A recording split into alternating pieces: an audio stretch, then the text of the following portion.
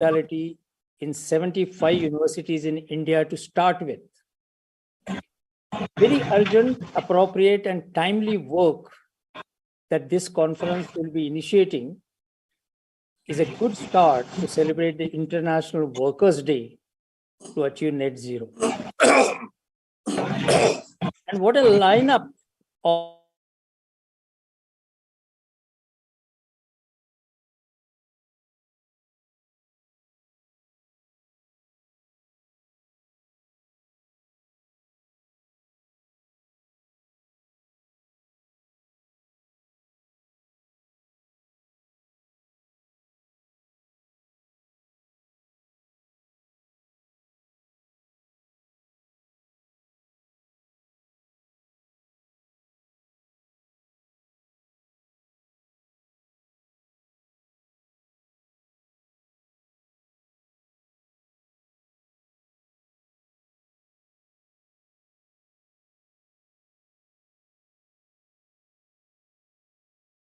Recording in experts. progress.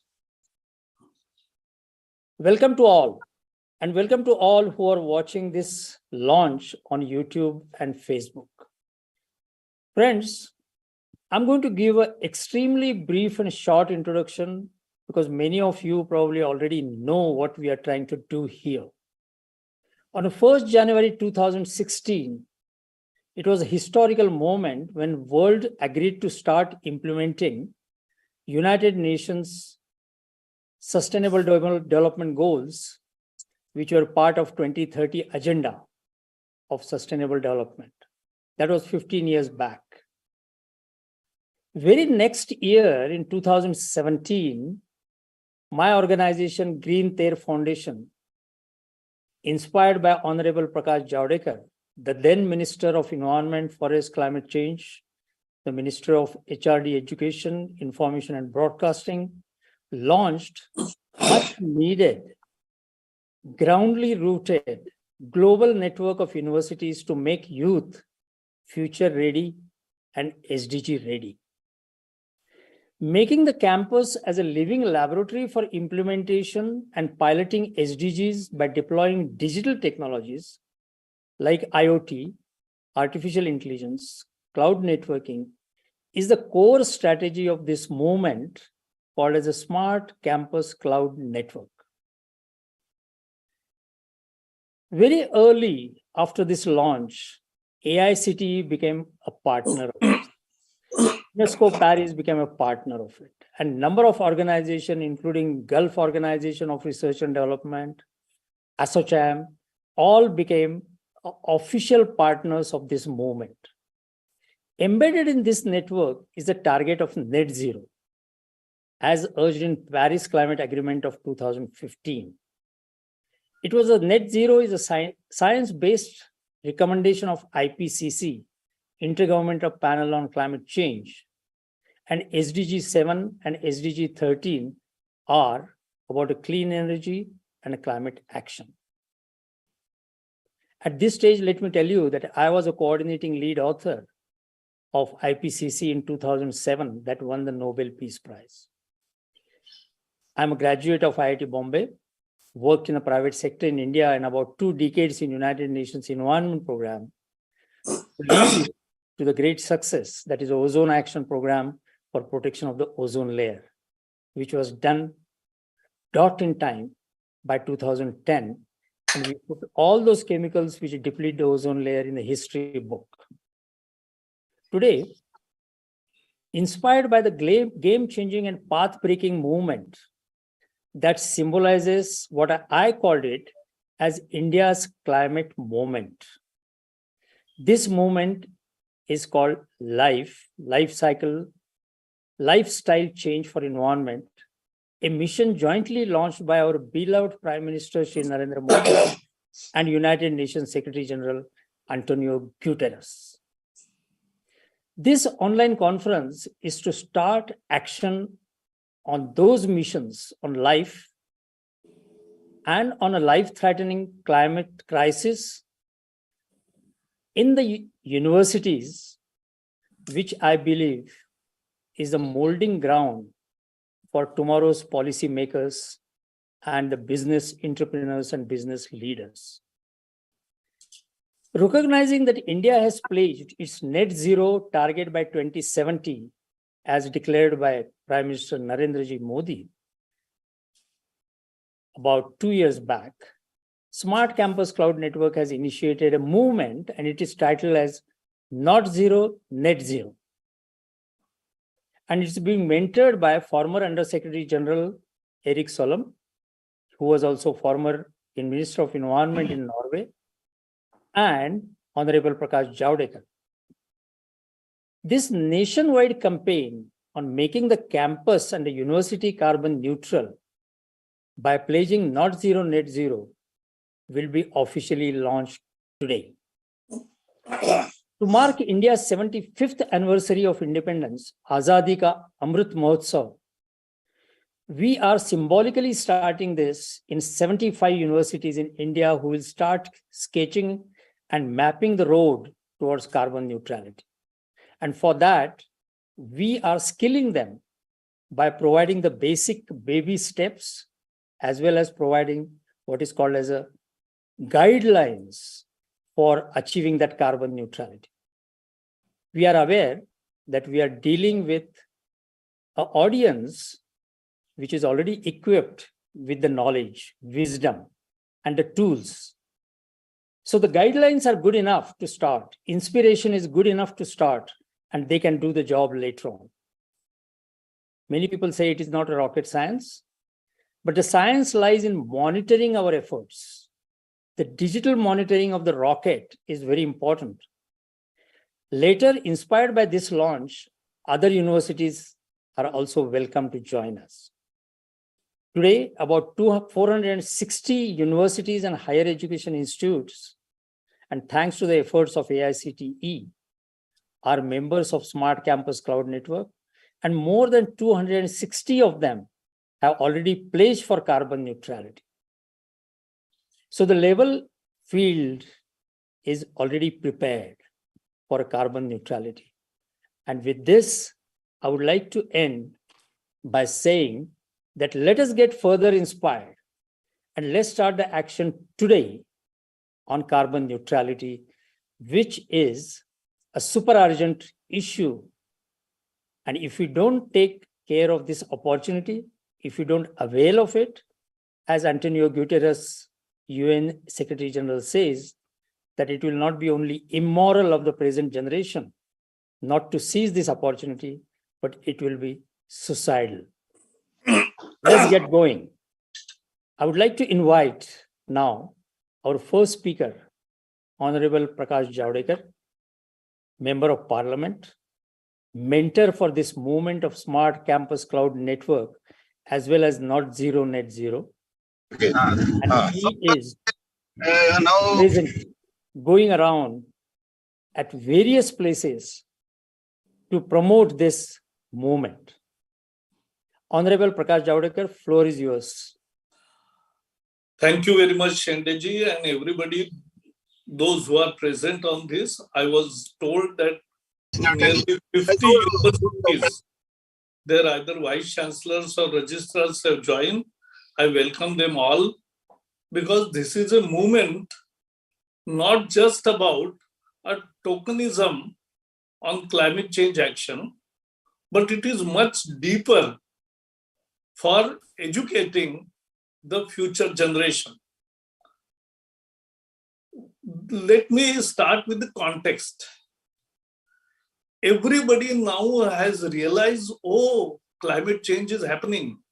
Untimely rain coming, precipitation, a very heavy precipitation, floods, and there are many other things happening around. So people, common people are also saying that, yes, this is climate change. So it may be scientifically or may not be, but we must understand that people are now eager to see that this is a problem which is troubling everybody. And we must know the history of it. The history, because without that context, the discourse will not be on the right track. world is experiencing this climate change because of the actions of emitters for last 150 years, particularly after Industrial Revolution. Those who emitted carbon dioxide into the atmosphere, which remains in the atmosphere for nearly 100 years, is the basic cause of climate change. And that is troubling us today. So who is responsible for that? And we all know it is America, Europe, China recently. India's historical contribution is just 3%. We are not responsible for the climate change that is happening. But we, as a responsible nation in other way, we want to behave responsibly. And therefore, our Prime Minister has taken lead in Paris. We arrived at Paris Accord. We gave our nationally declared contributions, NDCs, and at the same time, now everything he has come out with the concept of sustainable lifestyle. And he has come out with the concept of climate justice. So I think on that backdrop, we are discussing and having this program now. The program is a movement itself. And we know what is the performance after the Paris. India is probably the only country in G20 countries which has accomplished is NDCs much early than our target. And our Prime Minister has taken up more responsibility and has declared new targets. He was probably the first Chief Minister who started climate change department while he was CM in Gujarat.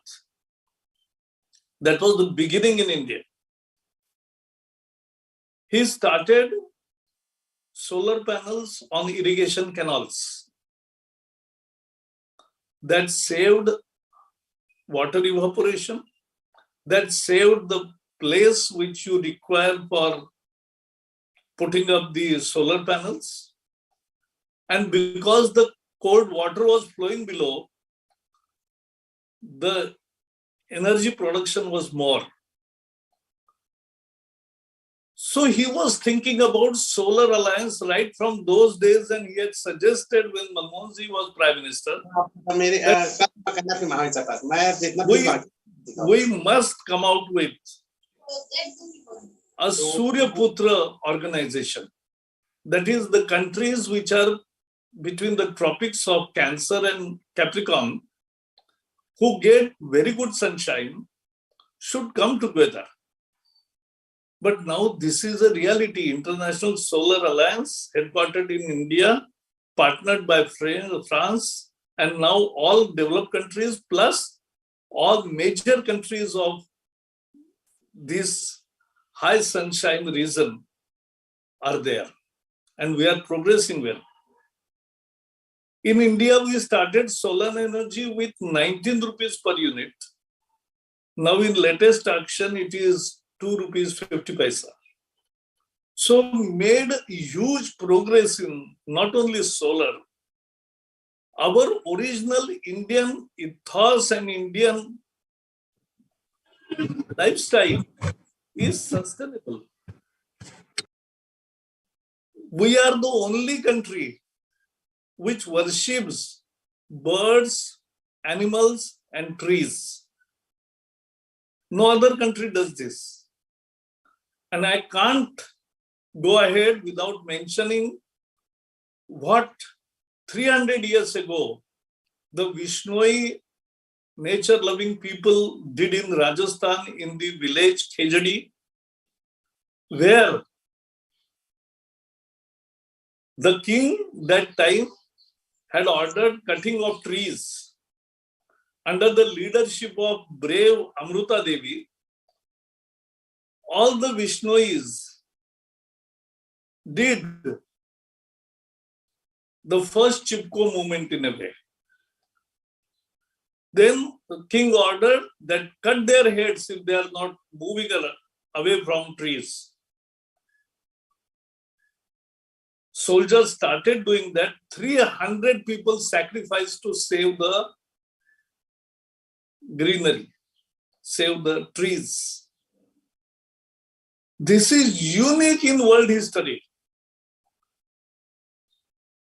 I think our discourse on climate change has to be including this Indian ethos, Indian efforts, Indian traditions, our basic ethos of living with nature. And though we are not responsible for the climate change, we have not profited from carbon emissions. But still, we want to be responsible in our behavior.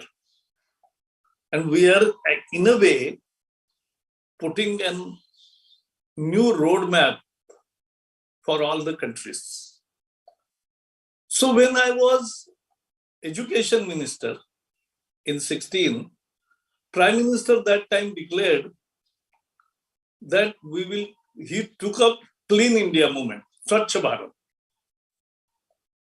So I also started a competition, Swachh universities and Swachh colleges. That was the beginning. More than 4,000 colleges first year participated. Now the number has grown too much. More than 600 universities participated. We gave awards. That was the beginning of this movement. Then I became once again the climate change and environment minister. We started Green Campus. I had gone to Jaipur NIT and we started there that every student will plant a tree at the time of his admission in his first year. And he will take care of that plant for next 5 years till he gets out of the campus. There will be board, a plaque of his name also near the tree.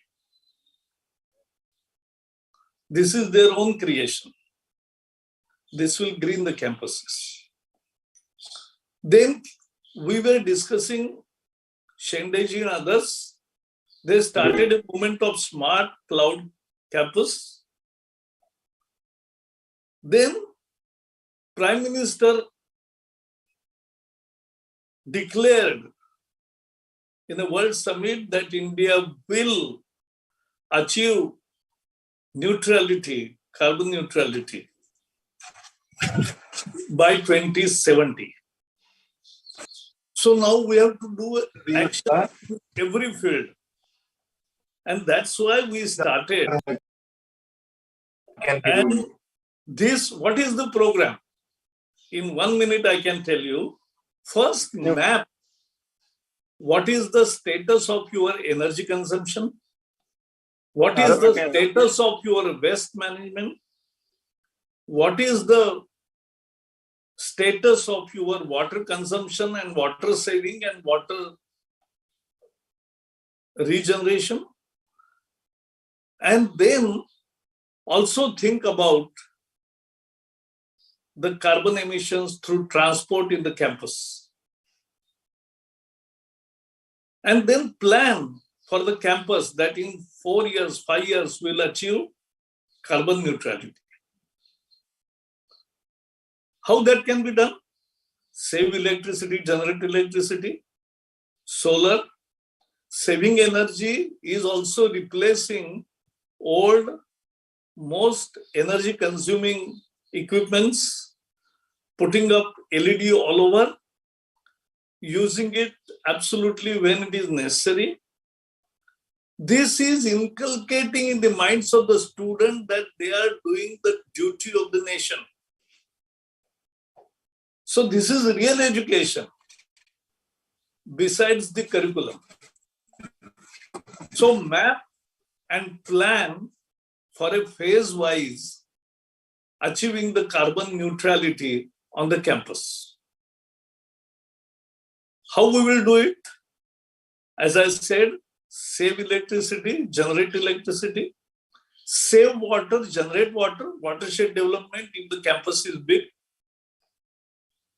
ponds, then all campus will have water harvesting and using it judiciously and processing it, reprocessing the toilet and other waters for gardening and other things. So that is saving water and generating water.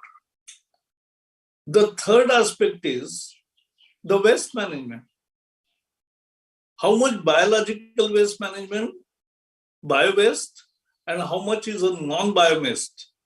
We must teach students to segregate the waste, even in hostels, and have pits and collect and put it in the respective bins. And then every week, the recyclers will come and take that for reuse. The bio-waste will convert into gas and use it in the mess gas supply. This is how we have to achieve carbon neutrality. And I'm very happy that Shende and his Green Tech Foundation has come out with mechanism to count the carbon neutrality where you are today, the campus, the actions, everything can be monitored. So that is the specialized guidance which will be given by the TER Foundation. But all other things are to be done by the university in guidance of teachers. It will be the basic students' participation and students' action. That's my vision of net zero and not zero. This is a curriculum. This is a real education beyond the curriculum. And therefore, let us start it. I'm very sure not only 75, but practically all universities and colleges will join in this. And I will talk to UGC and other bodies also, and they will definitely be helping everything.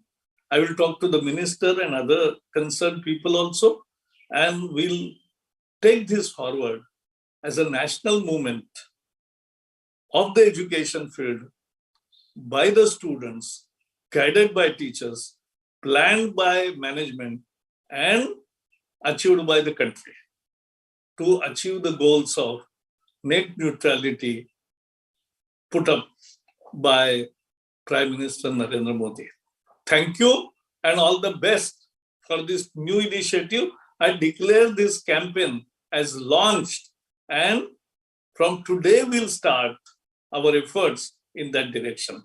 Thank you and all the best for listening me patiently for nearly 15-20 minutes, but that was essential because context, discourse, the methods, and the action plan, all what is in my mind, I have shared. Thank you. All the best. Thank you. Thank you very much, Prakashji. What a inspiring one. I must say that this is the instructions, guidance, suggestions needed for this kind of a nationwide movement, which will be, I'm sure, like International Solar Alliance, will be picked up by the other universities globally. Going beyond curriculum is the word which matters a lot. And that's what Javadekar ji has told us. Going beyond curriculum, out of box, break the paths, and also cross the boundaries. And that message is a real one, appropriate, required exactly at this moment. And Javadekar ji, you also have set the discipline of finishing exactly in 15 minutes given to you. And I think that timing also shows that we have to achieve this net zero exactly in time and not keep on discussing and talking about it. Suggestion that all those who are not talking probably should mute their mic so that external voice doesn't become internal. If anyone has any problem, we have Rajni Sajjan. You can see that in the list of participants. And she is from MIT-ADT, who has organized and given a technical support for this.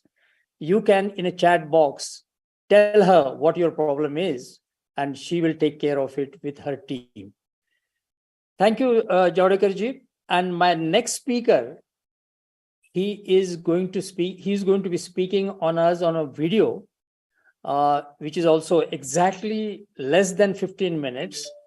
And that is Eric Solam, a good friend of Prakash Javadekar ji. And he was my boss in United Nations Environment Program. He was the executive director there, apart from being Undersecretary General. He's a former Minister of Environment. And his specialty is, he was also Minister of International Development of Norway. And we used to call it, when I was in United Nations, he represents 3 P's: peace, planet, and plastic. He's a plastic man. And now, because of his efforts, the plastic treaty by United Nations Environment Program is being drafted. So may I request Rajni to start his video? I'm doing it, sir. Thank you.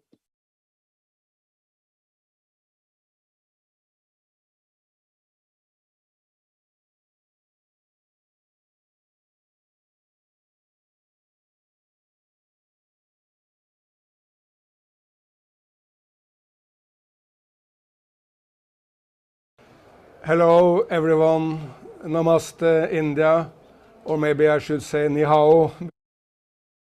Is my screen visible? Yes, it's visible. Yes, screen is visible. Go ahead.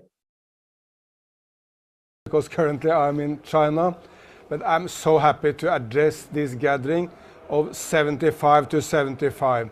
75 Indian universities coming together to set the ambition to be carbon neutral, and doing it in this marvelous year when India is celebrating 75 years of independence. There has been so much progress in India in this period of independence. At the time of independence, hardly anyone in India could read and write. Life expectancy was 30 years. Now India very soon will pass 70 years of life expectancy. Nearly all children in India is starting in school, and India is moving very, very fast forward with the most rapid economic growth of any nation in the world, and in a green direction. So let's celebrate this progress, but set our aim for even bigger ambitions in the future. Today I want to celebrate the Smart Cloud Network for zero carbon emissions, which was established by my very good friend Rajendra Shende in the Terra Foundation in Pune, and which I co-chair the advisory committee with my very good friend Prakash Javadekar, former Minister of Environment of India.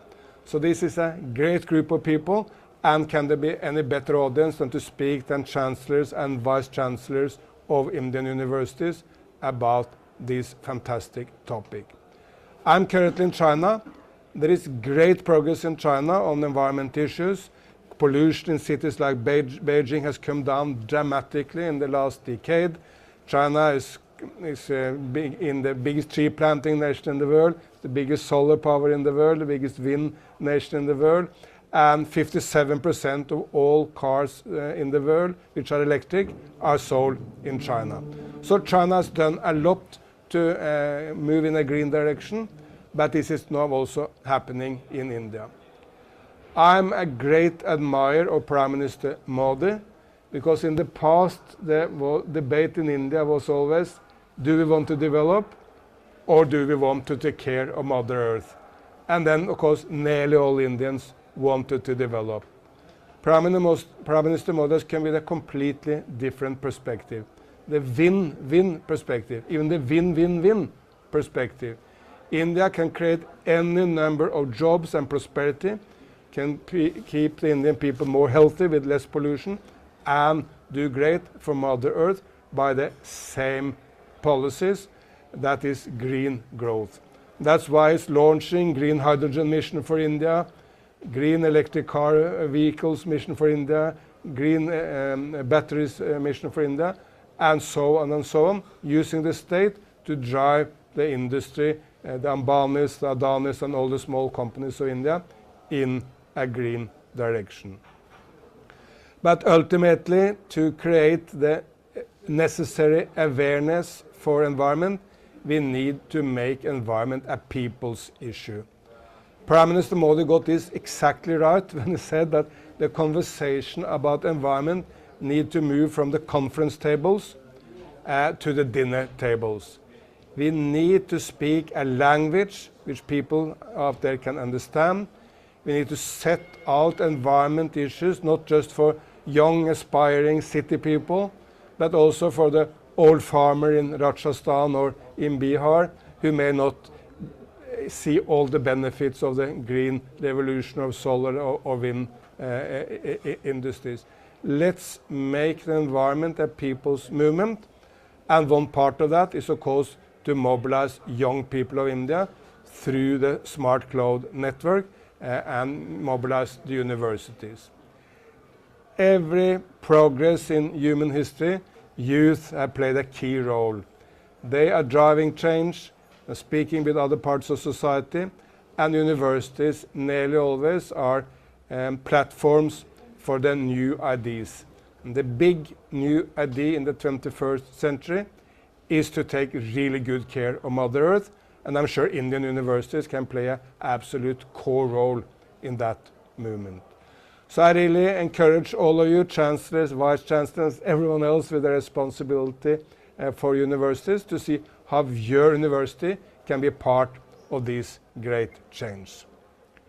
Let me set out a few areas where I think change can happen.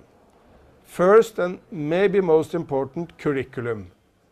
Cause climate change, protection of nature, the idea to bring down pollution, all these need to be part of the education, part of the conversation students and teachers have, and that will also bring new ideas and new suggestions which political leaders and business can pick up for future development. So make sure environment is a key component of the curriculum of your university. Secondly, energy. We need to move from coal into solar and wind. That's the win-win solution, because the more we move from coal into solar, not only do we good for Mother Earth, but we save money. The other day here in China, I visited Longyi. That's now the biggest solar panel and solar system company in the world. It's grown like that. In the past it was just a small group. Now it's a big company producing any number of jobs for people in China. But of course, India also has the same need for jobs, and that's why Prime Minister Modi has launched Make It in India mission, to make sure that the production of solar panels and every other important industries is kept in India and providing jobs for Indians. But make sure the university is covered by solar panels. Solar panels can now be integrated into the university walls. They can have every color. If you want to have it in white or pink or yellow, the solar panels can be in that color. Every parking lot, every roof can be covered by solar, and it will create a lot of green energy for the university and save money over some time. Look into transportation. How do the students and the staff get to the workplace? Can we avoid driving by cars? Can they go by public transport? Can buses be set up? Can there be a bike sharing system so that students can use bikes? And can we arrange so that university campuses are easily accessible? By the way, there are now 27 cities in India where metro is under construction. 10 years ago, there was only Delhi, and 15 years ago, nowhere in India there was a metro system. So there's so much progress, but universities should demand that cities set up public transport, and they can help setting up transport for the students. So energy, transportation, curriculum, then make sure that there is less waste. Try to make the campus zero plastic free. Prime Minister Modi has abandoned a number of plastic products from India, has prohibited them. There is no need for a straw. Can't a student drink by a straw from bamboo or paper, or drink right from the cup if he wishes to have a cup of tea or a glass of water? There's no need for plastic cutlery. We can abandon all this, and there's no need for putting every paper into a plastic cover when you do the education. Try to make the campus zero plastic free, and you set an example for everyone to avoid plastics. And at the very end, make sure the campus is green. Beautiful green campuses will attract more students, better students, attract the talents. So it's wonderful for the progress of the university, while at the same time, of course, fantastic for Mother Earth. We can do a lot more tree planting. China is doing that at large scale now, but it's also happening in big numbers in India. State of Telangana has increased the tree cover of Telangana with about 5% in the last few years. Wonderful. My friend Chief Minister Stalin of Tamil Nadu has set the target of 10% increase in the tree cover of Tamil Nadu in the next decade. A wonderful target, and we see it starts happening. And in the state of Madhya Pradesh, Chief Minister Chauhan he is planting 1 tree every day. Well, that makes a small little forest by Mr. Chauhan in the capital of Bhopal. But of course, much more important, it inspires 80 million people in the state of Madhya Pradesh to do tree planting. So these are just some suggestions for your consideration about energy, transport, tree planting and more. But turning the universities green will attract better talent and is also massively good for Mother Earth. Finally, if we look for inspiration for doing more for the environment, I suggest there is no better place to go than to the thinking of the old Indians. Look there, everywhere in the world, the people in ancient people were worrying with the environment, but maybe no place as much as in India. The old Indians even venerated nature so much that made God half animal, half human. Hanuman, half monkey, half human. Ganesh, half elephant, half human. The cow, well, we respect the cow so much that we don't want to kill the cow because that is our mother. We get the milk and it's a symbol of nature. So to capture the inspiration from Indians 2,500, 3,000 years ago, who made these wonderful, beautiful thoughts about nature, let us implement them in the 21st century and make the planet green again. Let's make the planet wonderful again. And the smart campus cloud network is a key driver in this beautiful future for planet Earth. Thank you so much.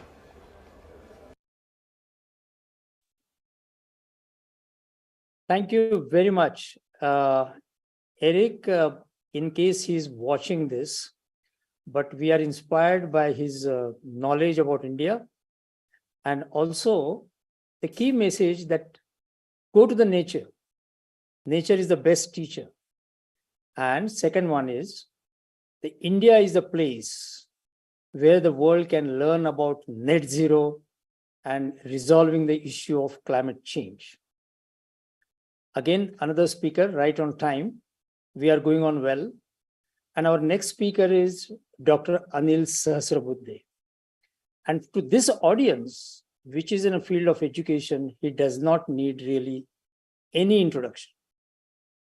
Presently, he is a chairman of National Board of Accreditation, also NETF, National Education Technology Forum, and also of NAC, which I think each and every college and university knows about it. Earlier, when he was a chairman of AICTE, he was a staunch supporter, and even today, of Not Zero, Net Zero.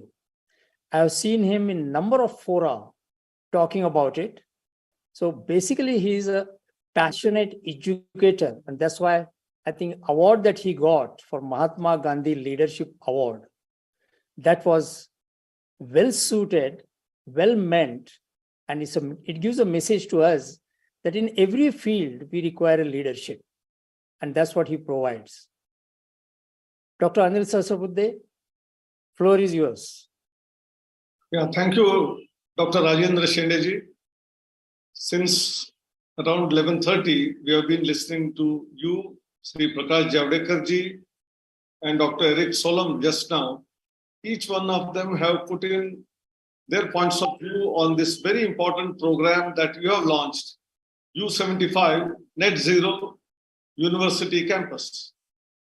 There is a beginning which started long ago in terms of creating a network of institutions under Smart Campus Cloud Network.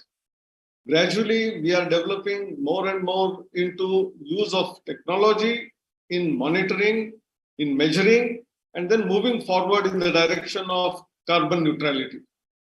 As our former Honorable Minister, Sri Prakash Javadekar, rightly pointed out, our Honorable Prime Minister Modi ji is very passionate about climate change, the effects of that, which are visible to all of us, and therefore, how do we take care of it? We are talking about green technologies. We are talking about green hydrogen. We are talking about solar energy. All of these sources of energy, which earlier, through the processes that were involved, were producing a lot of emissions, carbon dioxide emission, nitrous oxide emission, methane, chlorofluorocarbons in air conditioning systems or the refrigerators, and then even water vapor in the atmosphere. All of them create this climate change, and the world is aware of this climate change. We don't have to keep telling about it. The effects are visible. As rightly pointed out, the rains are coming in odd months, not in monsoon. Monsoons are getting delayed sometimes. I think these are the changes which are happening. And we all are aware that if the temperature increases by 1.5 degrees centigrade further, there is going to be a total catastrophe. No reversal is going to be possible. And that's why the whole world, including United Nations Sustainable Development Goals, we all are talking about carbon neutrality. And we here in India, through you, Dr. Shende, we are talking about not zero, but net zero. Not zero is fine. We can have currently taking care of it. But the damage which is already done, if we want to correct it, we need to talk about net zero and not just zero. So therefore, understanding these effects, challenges, the problems, all of that is to be understood. Although all of these problems are created by the so-called developed world, we cannot get away from solving the problem which they have produced for all of us, but we have to take proactive steps in terms of neutrality of carbon, and therefore we have to create what we know as institutional ambassadors. And we are talking about cloud network. All these 75 institutions should become role models, and they create probably another 750 institutions. Each one should mentor at least 10 other institutions. These 75 universities and colleges can become 750 in a matter of a year or two. And then these 750 will have to take forward to 7,500, about 1,200 universities, 50,000 colleges. We have a big task cut for us. When the Honorable Prime Minister has committed that we will become total carbon neutral by 2070, It is the responsibility of every educational institution, every individual to follow that. And by 2070, we should promise our Prime Minister that we will achieve it in 2050 itself. That is the challenge which we should take up on ourselves. As pointed out by both the previous speakers, Dr. Eric and Dr. Prakash Javadekar, about what are the activities which we should undertake. I think few of the activities are very important. One of them is the curriculum itself. Both of them talked about curriculum. And we should not have it beyond curriculum, but it should become part and parcel of the curriculum. And AICT long ago had made environmental science and engineering as a mandatory subject long ago, but now we can also carry suitable credits. We can have a minor degree in environmental science and technology along with a major in any discipline of engineering. And so is the case with even subjects like commerce, economics, arts, because climate change is affecting every citizen, every student. And therefore, it is not only university curricula, but also the school curricula. We have to create youth who are made climate ready. If it has to happen, it has to happen not only in the colleges and universities, right from school time. And all of these, we are talking about today smart cities, but smart campuses are very important, be it school or high school or a college or a university. They are actually the living labs. Students firsthand observe, see, practice, and whenever they go outside, whether as a bureaucrat, whether as a person working in an industry. By the way, you said in the beginning that it is a May Day. 1st May is the International Workers' Day. So all the workers who are participating in the development of the economies of the world, they must be all tuned to the carbon neutrality. And where can it start? It can only start from the educational institutions, schools, colleges, and the universities. And each one of them should feel passionate about growing plants, planting a sapling when they join the college or a university or a school, and taking care of it for the next 3, 4, 5 years so that the plant actually survives. That is also important. Many a times symbolically we do tree plantation and forget about the plant. So there is a responsibility to be given to every student who plants a tree to continue that. One student, one plantation was already taken as a drive. Millions of trees were planted in India by these students. Then comes the water. How can we effectively reduce the use of water? In fact, Indian economy is a circular economy. Indians are circular economists by their very nature, by their traditions, by their philosophy, by their ancient texts. That's why we talk about use, reuse, recycle, and we don't throw away anything. In fact, make use of it. Waste is also converted into wealth. And therefore, whether it is the campus waste which is created can be converted into energy, solar energy development, using appliances which are highly efficiently rated. Thereby, our utilization of electricity is first of all reduced, as much as possible is reduced. And wherever required, it should be from out of the sources which are renewable in nature, be it solar, be it our gases which are produced from the waste that is generated, or the not only biogas plant, but also wind energy. We should try everything that is possible. And last but not the least, since you talked about representing myself as a NAC and NBA, the parameters are there with small weightages. I think weightages in NBA, NIRF for institutions to follow carbon neutrality should have more weightage, and I'm trying to do that so that all are not only concerned about that, but they will take it positively and implement those, thereby making our planet a better place to live in. And the training of faculty, training of our students is also equally important. We must make use of technology in order to transmit this to all the sections.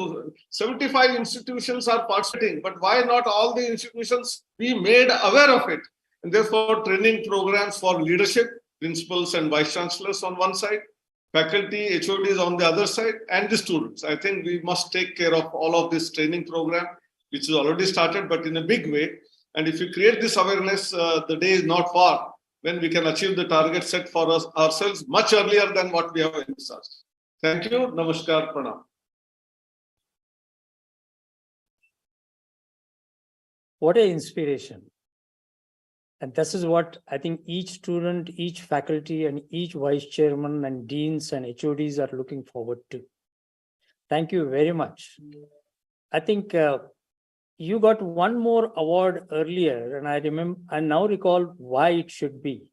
You were called as a Maha Entrepreneurship, not entrepreneurship, because I think you are trying to connect the people, the universities, for multiplying the impact.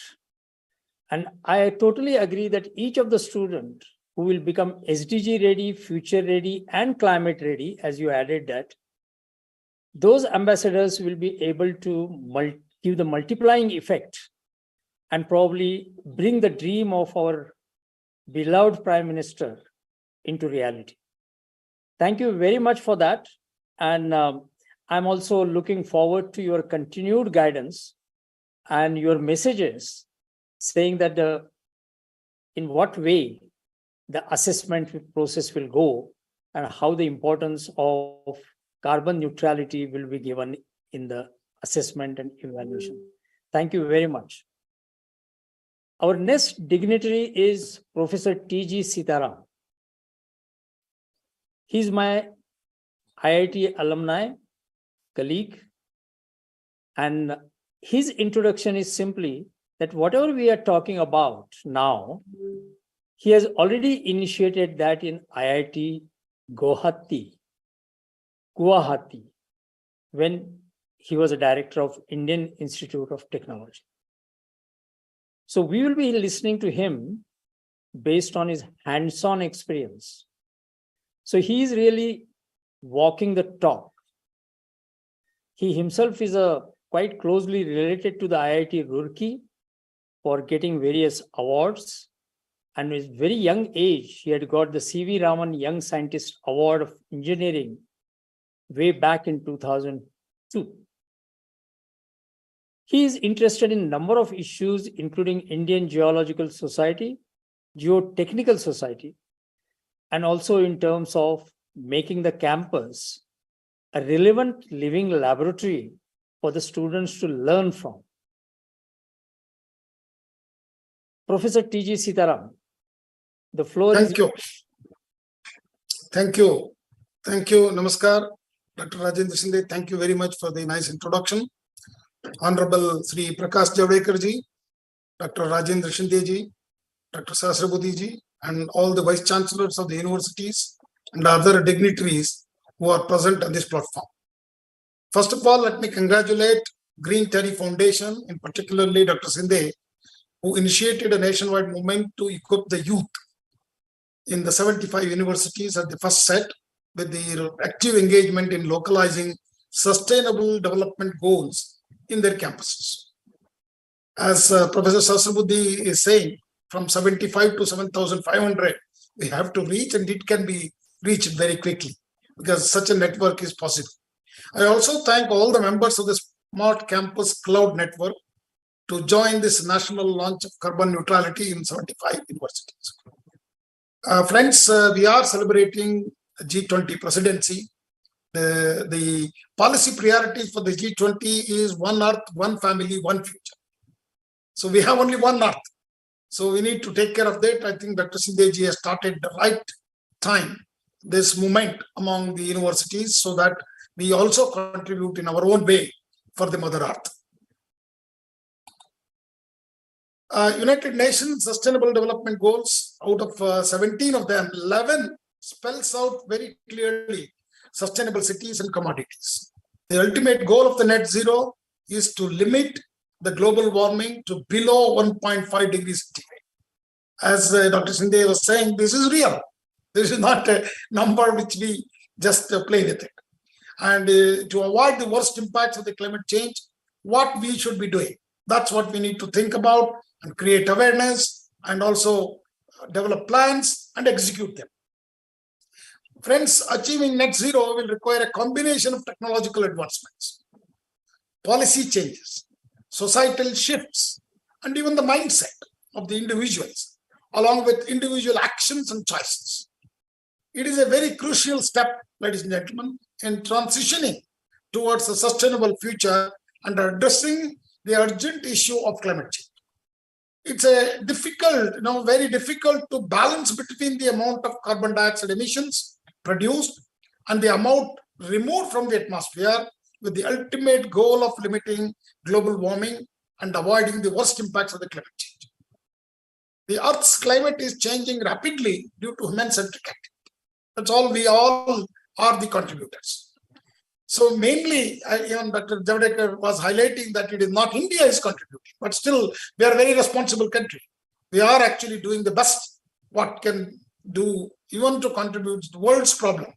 It's actually more of a USA and developed countries problem, but we are contributing to change that scenario. The Earth's climate is changing rapidly. There is no question about that. So how are we going to do this? So these impacts in turn are affecting even economy of India, health of our fellow citizens, ecosystems, and ultimately, the bearing the brunt of these consequences is our people. We have been declared as the largest populated country just last week by the United Nations. So we have crossed 1.4 billion, crossing China. So I think we need to do our bit, and that's what we are all agreed to do with Dr. Shinde's leadership. We are going to do this in the universities, and I think we can scale this up to a large numbers of universities. And to address this climate change crisis, it is very necessary to stabilize the climate and avoid the worst impacts of climate change. So the alternative energy is one aspect of that, and wherein we could use the electric vehicles, and autonomous vehicles, where you optimize the energy consumption in our vehicles. And also, this is not just a mere one aspect of it. So we need to look at new kinds of engineers who can bring changes. So that's where All India Council for Technical Education is looking at. So that's where we need to change the curriculum, which is suitable to bring the net zero into our curriculum. Previously, as Dr. Sinde was highlighting, as a director of Indian Institute of Technology, Guwahati, we had introduced a compulsory course to all our undergraduate BTech and B design students on the sustainable development goals, because very, very important and apt to educate the students about what are SDG goals. How are we going to mitigate these? So in the second year of BTech and B design, a compulsory course was introduced at IIT Guwahati. More than 1,000 students is to take, and more importantly, this course was taught by 9 different faculty from 9 different departments. It's truly multidisciplinary in that. So AICTE's Clean and Smart Campus Award, I think many speakers before me mentioned, which was aimed to seek engagement with all the stakeholders, primarily the student community, to draw their attention towards immense scope and potential that technology offers for abstract objectives such as cleanliness, sustainability, and environment. The rising use of technologies, especially IoT, robotics, cloud and automation, and data science, have also immense potential to remodel a campus into a smart campus. This is very important. Not only we're achieving net zero, we will also make our campuses smart. So these smart campuses can minimally help in forward delivery by optimizing the use of inter alia energy, water consumption. Water is one aspect, ladies and gentlemen, we need to address it unless and until our all 6 lakhs villages are self-sufficient in water, we will not be a developed nation, and also we will not be able to achieve the net zero. So water is a very critical aspect, and mission water should be our focus also in this aim towards bringing net zero. Smart campuses, again, come back to smart campuses, which would construct smart citizens, those who are future ready for the smart cities. That's where AICTE can contribute to create a smarter India, because we are very strong in the STEM areas, and we are already 3rd in the world. So we could become number 1. So AICTE, one student, one tree, and AICTE grant for augmenting infrastructure in Northeastern region, Gainer, are also notable projects in this direction of net zero. So the Gainer is also a very important project which you have to see, where we're trying to bring in the disadvantaged institutions in the Northeast to also in the forefront. So this is the AICT has done successfully and implemented this in the last couple of years. Despite COVID-19, unprecedented scenarios being tipping point for the electric vehicle sales or automakers and consumers, which will need to accelerate their adoption. If you hope to meaningfully limit climate change, reducing carbon emission from vehicles is a critical.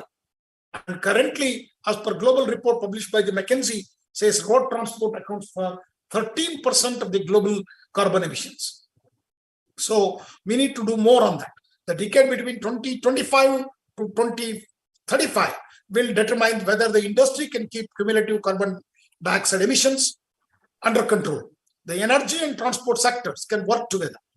That's where we need to bring curriculum.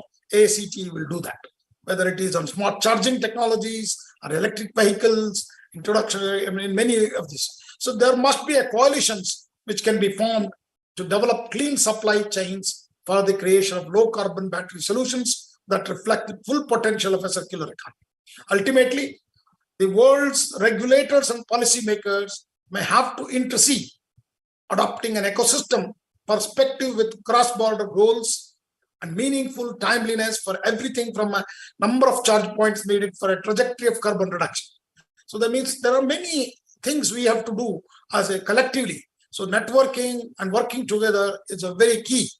Without this kind, networking and collaborations, it is unlikely that the shift of, from going to the net zero will be a very big challenge.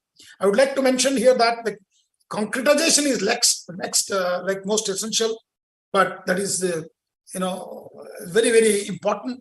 So we need to look at many of the newer technologies which are sustainable and which we need to adopt. So achieving net zero will require significant changes in how we produce and consume energy, as well as broader societal and policy shifts are very essential. So I feel research and development and innovation should be very key component of all this in the institutions. So R&D and innovations should be the focus of our institutions. So the research and development, whether it is in efficient building systems or industrial electrification or waste to energy, and such projects should take the lead in our institutions. And I hope under the aegis of the Ministry of Education, AICT is continuously partnering in these initiatives and activities related to environment and sustainable goals among students or faculty members and also in all the AICT approved institutions. A world record was also recently, just last week, was created in the Climate Clock Assembly, partnering with Energy Swaraj Foundation, where we had actually asked the students to create the climate clock. That means basically assemble the climate clock, and it was a world record both in Asia and also Limca India record was also created. And I think this is jointly with Swaraj, Energy Swaraj Foundation, who is Professor Solanki from IIT Bombay, who was instrumental in carrying out this. So with these few words, I once again congratulate Dr. Rajendra Shinde for taking this initiative to launch the 75 carbon neutral net zero universities. And I wish and I hope that this 75 will go into 7,500 and we will include all of them into our network and do well. So I wish the program a very good and successful one, and we are going to be part of this with you. Thank you. Namaskar. Jai Hind. Jai Bharat. Thank you. Thank you, Professor Sitaram. It was such a reassuring your words. And those are coming from the person who has already done the work in a campus. So not only we require your guidance as a chairman of AICT, but we would require your guidance from the person who has already done it. And I think that experience is going to be helpful. The key message is speed, scale only will lead to the sustainability. So these 3 S are important. I don't think it's just launching a program. As Dr. Anil Sahasrabudhe, Prakash Javadekar ji, and Sitaram ji has been again and again emphasizing that 75 is a start, and it should be multiplied into 12,500 universities and maybe 40,000 colleges. And those dots, when they're connected, I think then the smart universities will become smart cities to the smart states, and smart states to smart India. That's the dream of our Prime Minister.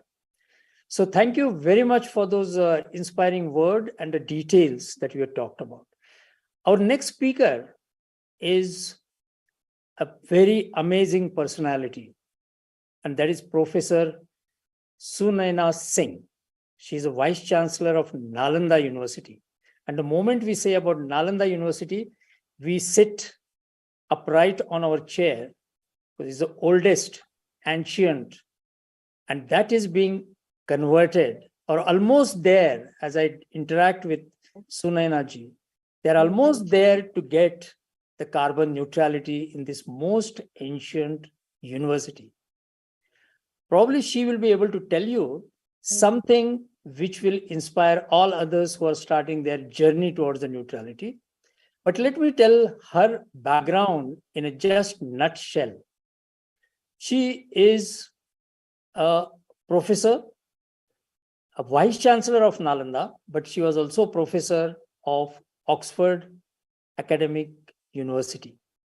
And apart from that, she has won a number of awards, not only for herself, but also for the Nalanda University, for taking the environmental protection initiatives and creating what is called as a green warriors from Nalanda University. Earlier, Nalanda University used to create a philosophical ambassadors, and today she is engaged in preparing what is called as sustainable and environmental ambassadors to go out and fulfill the dreams. Her bio is big. Probably it will take another 10 minutes for me to read it. But suffice it to say that she is yet another Vice Chancellor who has walked the talk. And her messages, her inspirational words are very much needed for 75 universities, for a multiplication, for scaling and speeding. Professor Sunaina ji. Thank you for that very magnanimous introduction, Dr. Rajendra Shende ji. May I, wish Prakash Javadekar ji, Honorable, my former minister. So I'm so pleased to be in his company this morning. Eric Solem, Dr. Sahasrabudhe, again been a colleague, and Professor Sitaraman, and the other distinguished colleagues on the panel. Good morning and namaskar. I am going to briefly talk about what we have been able to achieve at Nalanda. And let me share my work here and how we have been able to challenges of creating a new campus, a university of future in the mold of Vishwaguru. Now we have created at Nalanda, and we are functional, the campus itself functions as a laboratory. So we have created the largest net zero campus in the world. And I claim this because we have done enough research to check if there is any other campus as sprawling as Nalanda. Now we are situated on a 455-acre plot in Rajgir, which was Rajgriha and a capital of Mauryan Empire, much before it shifted to Patliputra. And I have the presentation also you may look at. But the idea was, when we told our architect to create an architecture based on ancient Nalanda, and come up with a plan that will be a reflection of our, Vishwaguru. And also it should then reflect not just our ethos, culture, which has brought together different nations under East Asia, West Asia, Central Asia, where knowledge domain is concerned in every aspect, but also to create a new campus that will be a living embodiment of net zero. That was the effort. And I came here towards the end of 2017, and we started around 2018 in reality. And today I'm so privileged and proud to say that we have the campus ready, and it's a completely net zero. And that's why I call it world's largest net zero campus, because it takes care of about 200 structures here. On a 455 acres, we have a built up area of about 20,000 square feet, 2 lakh square feet, which comprises of sustainable 84 academic, administrative, amenities, utility buildings and structures. And it has 113 residential buildings, again comprising of residences, hostels, utility structures, all completely net zero. You'll be amazed to see. I would invite all of you to come and take a look at Nalanda. And we have created about 4.5 kilometers of storm water pines, which is ahar pines or drainage at the periphery of the campus to channelize the community water. More than 40 hectares of water bodies have been created. This again is such a, if you look at the picture there, that's the Kamal Sagar, we call it, that's the central water body. But we have about 13 ponds that we have created, over 100 acres. When we say 40 hectares, it's over 100 acres. Now, let me give you a preview of the campus. It's about 466, 100 acres of water bodies, 20 acres of solar farm, 300 acres of greenery, and the rest is for buildings. So we've minimized and we have created a very extremely green, sustainable campus, which is as per our Honorable Prime Minister's, be it Paris Accord, where sustainable lifestyle was initiated, or COP21, which again, reflective of how India has grown. And I think Nalanda can be pitched as an example of growth of, a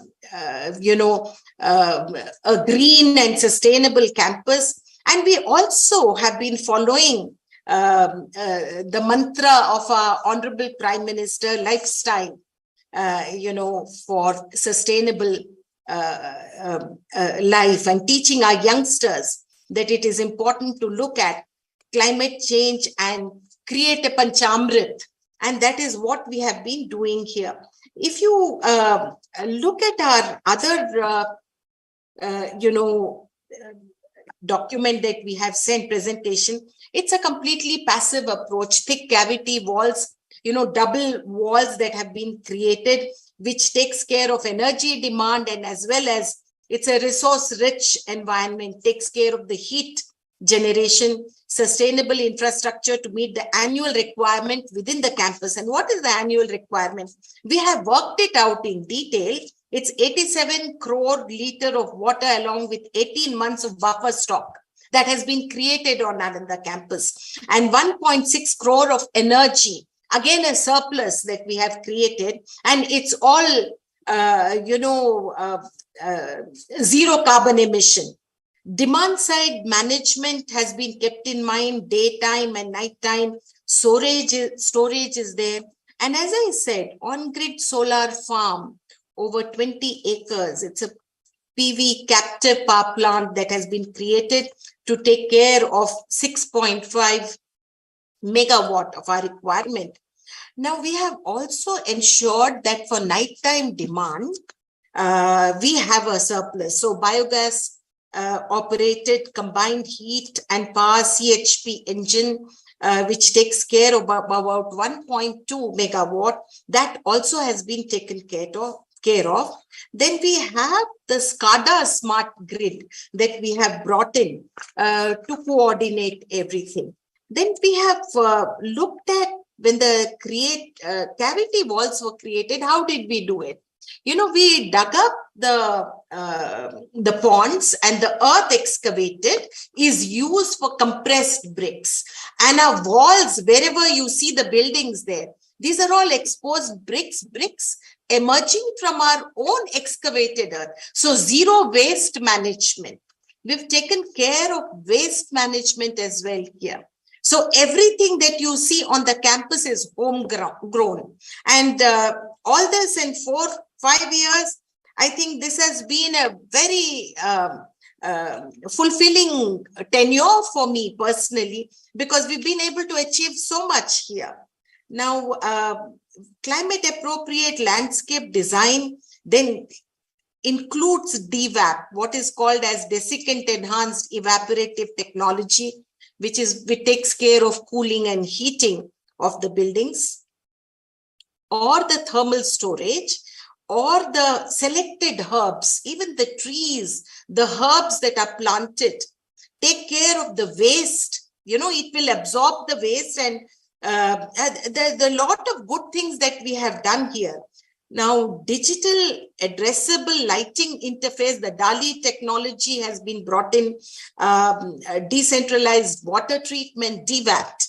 You know, this again is a very complex kind of a thing, and to do it in the backwoods of Bihar, you know, where things are quite difficult to achieve. So we've been able to achieve that.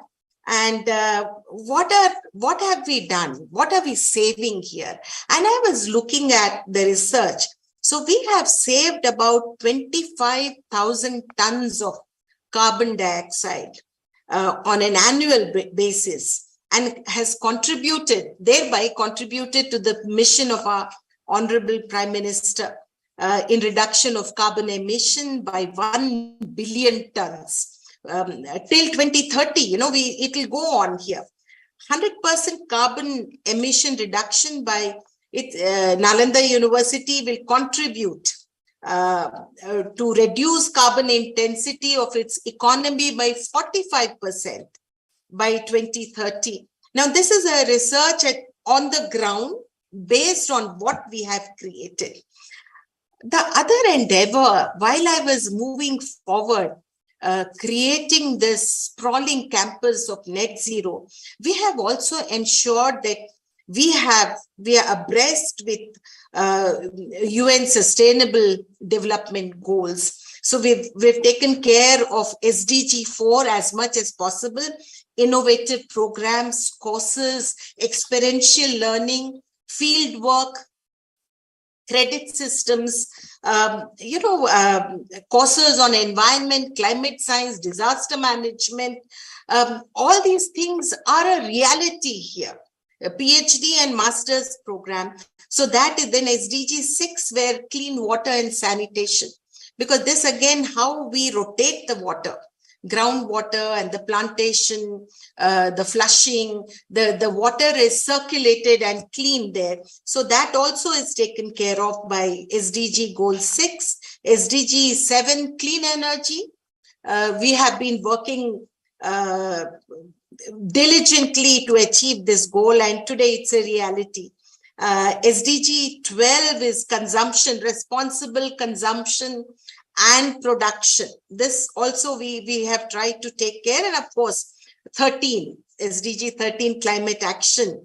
A partnership for goals, I think what Shendeji is creating a new platform to create partnerships between universities so that people learn from each other.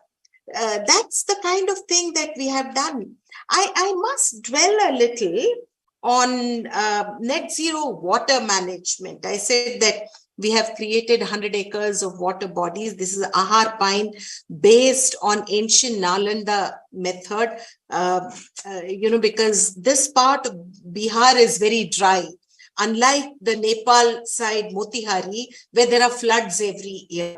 So what we have done is we've created groundwater. When we excavated the ponds, we have ensured that we have Ahar pines, where we are, the groundwater is activated constantly with the resources it is there. And we don't have a single bore pump which will rob of excess groundwater. So that's another thing that we have done. So ponds and lakes take care. And this is again the water mission that our Honorable Prime Minister talks about.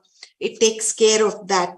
I'm sure when you look at our water bodies, how we maintain them, the native fish to take care of all the pollution by mosquitoes or anything, that also, and cleaning of water. We have one part of the water body which has machines that clean the water, and it gives us the drinking water. There are a lot of facilities that are provided. So we are not dependent on water from outside. And the entire construction, I must say, we have not bought a single bucket of, leave alone a tractor or this thing, bought water from outside. It's all self-generated and used. So in the end, I would say that campus meets the maximum demand, which is water of nearly 82.7 crores liter per year, electricity 161 lakh unit, waste generation 8,000 kg per day. We are looking at the solid waste and biological waste, the kitchen waste, our experiments, the kitchen waste management, our students have experimented the requisite infrastructure in place. A campus with 200 structures demands a huge infrastructure. You know, where ACs are inbuilt with solar, this thing, cooling and heating for our students. If you look at our hostels, you would wonder whether you are in some foreign country.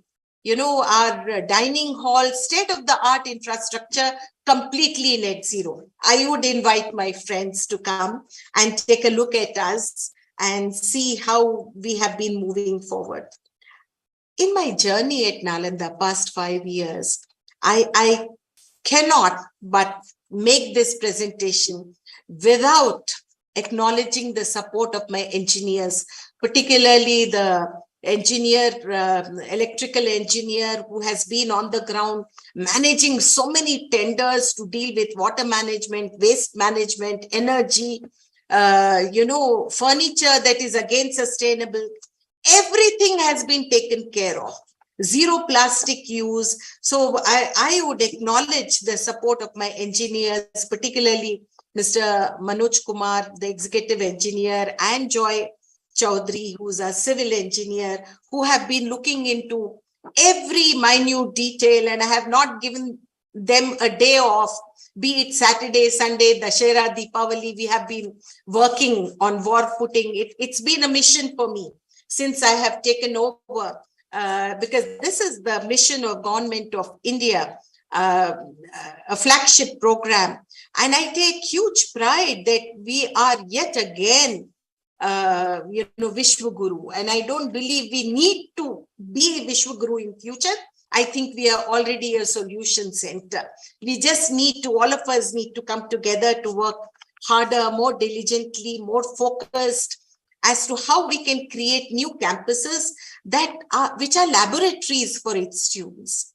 We have courses in environment studies. I have started an MBA in sustainable management. So we take care of both environment sciences, climate sciences, the water management, disaster management, and combined it with sustainable management courses. So I have worked very hard in envisioning and creating new structures, you know, new courses which are experiential. All my management students have been placed everywhere. They have internships from corporates overseas. And I have currently students from 31 countries studying here. So there's a cultural, you know, confluence that's happening here, and they all live and study together with us. So it's a huge family that I'm creating, and more love to all of us, more sustainability goals. I won't say more, but thank you very much, Shendeji, for giving us this platform. I hope Nalanda is in future needs to be emulated, and I hope that is taken forward from this platform. Thank you. Thank you to all of you. I think thank you for your time. I know you have been catching up one event from the another one, but the excellent overview, and it can make a good case study to start with for other university campuses, how it can be done, and calling it an ancient university probably is not the right one to do it. It is a really a sustainable university based on our ancient knowledge. I think that could be the way to describe it. I would call it a very intelligent plan, very significant activities, and now the magnificent impact of it that we have been seeing it.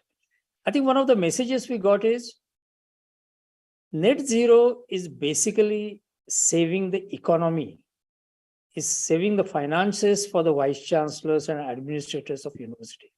It's not going to be a burden. And that is coming out after one after another presentations, right from Javadekar ji, Sahasrabuddhe ji, Sitaram ji. And we have been saying that when you go on a journey to the net zero, you basically go on a journey to saving the money, saving the cost. And the sustainability does include what is called as saving the money, because that is required for a circular economy to operate. Our thank you, Sunena ji, for that detailed presentation, and we appreciate it. Our next speaker is... Thank you, Shinde ji. If I may interject, thank you to everyone. I have a flight to take. If I may be excused to make a quick exit, I'll be happy. Thank you very much. I look forward. No problem. I think we have all the flight. We all have the flight to take towards the carbon neutrality. But yeah, I'm already on board. Okay. Yes. All right. Thank you. Thank you, everyone. The next speaker is Dr. Sunil Rai. His best introduction, if I may be selfish, is he's my IIT Bombay alumni and colleague. But he comes from the defense background. And I like that discipline that he carries forward into the education field. He is presently Chancellor of University of Petroleum and Energy Studies. And look at this bold and brave instance that Petroleum University is trying to become carbon neutral. And that is something quite similar to the present COP28 president, Dr. Al-Zabar, who is in charge of the biggest petroleum in UAE, is also trying to say that we have to look at the clean energy. Well, Sunil Rai has a number of assignments, official and unofficial, and his Indian Navy background has never left him because he always uses that skills in technological fields. He has been a great supporter and advisor to SCCN, and he constantly provides a support to in which direction we should go. Dr. Sunil Rai, my friend.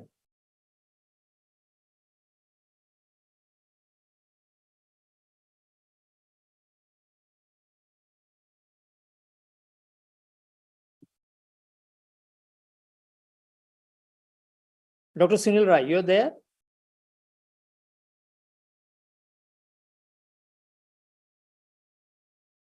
Hello, sir. I Yes. couldn't see him in the participants list.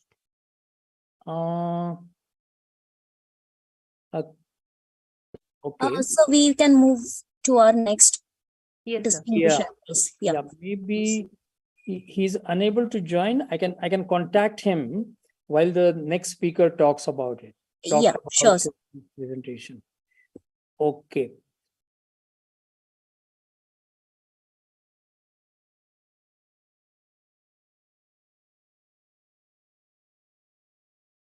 So our next speaker is Dr. Mangesh Karad, who was unable to participate due to the last minute personal emergency. So he's being represented by Professor Mohan Dubey, who is a Dean of MIT Art, Design and Technology, and has been taking a lot of efforts for e-waste management, for the waste management in general, which has been talked about by many speakers today. So I give the floor to Professor Mohit Dubey. Thank you, Rajan Shandeji. Namaskar to everyone. On behalf of MIT Art, Design and Technology University, I feel privileged and honored to represent our leader, Executive President, and Vice Chancellor of MIT-ADT Design Technology University, Dr. Mangesh Sharadji. And on behalf of him and the university, I wish everyone the Maharashtra Day also, besides the International Labor Day today. First thing first, I think Dr. Rajan Shandeji, I congratulate you for taking this humongous initiative of connecting the university 75 to begin with towards their journey of net zero university campus. Also, the topic that you wanted me to speak about with regards to the university networking and partnership for net zero. I think, as we all understand, the network is our net worth today, right? It was very pleasing to listen into what Professor Singh from Nalanda University was showcasing. That's essentially the university networking and partnership should be taking all of us towards. As a university, as a leading university from the state of Maharashtra, I would like to condense the overall initiative, the overall steps that we as a university should be taking into a very simple word called ATS. It's not the anti-terrorist sport, but the extent and the severity of the climate change that we all face is a reason for all of us to get together and form this kind of a network to support this climate change initiatives from all the 75 universities to begin with. ATS to me is, first is all the universities should participate in creating the awareness. Awareness among whom? Awareness among the schools that we are encircled with, right? The communities that we live in, right? All these universities will have to act like a bridge in a hub and spoke model, where we are able to, inspire some of these school kids in and around area where we all reside. We are able to extend our support system to our communities that we all live in, and the corporate industries, the corporates that we interact with on a daily basis, right? If the awareness is created, right, that's the first step for the university to take upon, right? The T side of the ATS, trilogy is the training part of it, right? As the temples of education, as the owners of these students, faculties, we have to play a very important role. In terms of the new education policy, it also gives us a flexibility of how do you design your curriculum, design your credits, and allocate them towards the academic bank of credits for the students. Essentially, if I want to recall the initiatives that have been taken up into the training side of it, or creating that ecosystem towards the sustainability, I think the role of AICT's institutions innovation councils becomes a very prominent role, right? Also, the ARIA rankings of the institutions that also enforces a lot of these universities to create that awareness, to roll out some of those programs, to accord a lot of credits towards this climate change awareness of it. I think if you're able to create this capacity building initiatives under the training head of ATS, I think as universities, we'll probably be doing a great service to this nation. I think the S part of it, which is the solutions, that brings us to the whole strength of we as a largest network of institutions, which is the universities, which is around 50,000 colleges, around 1,000 plus universities. How do we look at around the solutions part, right? Can we take up a lot of these projects in the colleges and the schools to make them multidisciplinary? Right? Can we create some solution mindset in the minds of these young students, faculties who are working in their research projects, and convert those projects into the products that are going to solve a lot of these things, right? And as I also represent the Niti Ayog's Atal Innovation Mission's Atal Incubation Center, I think there was a reference from the AICTE chairman about a few days back about the climate clocks that were being maintained, right? As an outcome of that exercise, those climate clocks are going to be positioned in the Atal Tinkering Labs, right? Around 560 tinkering labs across the country. I think that a visible intervention in terms of inspiration that people have to take from these kind of small initiatives right at the school level itself. With regards to the solutioning, as the Honorable Minister was mentioning, that while we are, an integral part of the overall landscape, we are not really the problem creators, right? But when we look at Indian ecosystem as the third largest startup ecosystem, it gives me an immense pride to share that we'll probably be on the side of solution providers to the world, right? Under the Startup 20 engagements, while we try to set up these rules for these 29 nations, we also needs to take up this sustainability initiative where we can invite all the other members of the G20 nations and the 9 other members that are invited to the Startup 20. Can we look at the solutioning part of it, right? How can we create the cross-border transactions of solving the problems from one nation to the other nation? So we also need to look at, can we actionize some of these things?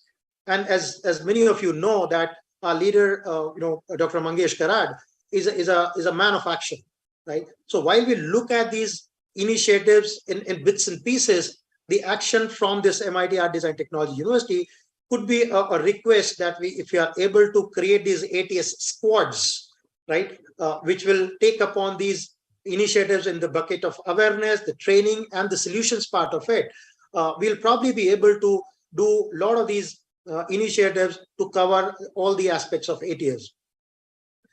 Under the new education policy, if you look at the roles of the universities, which is going to be pretty multifold in terms of how do you look at the research side of it? How do you look at the innovation side of it?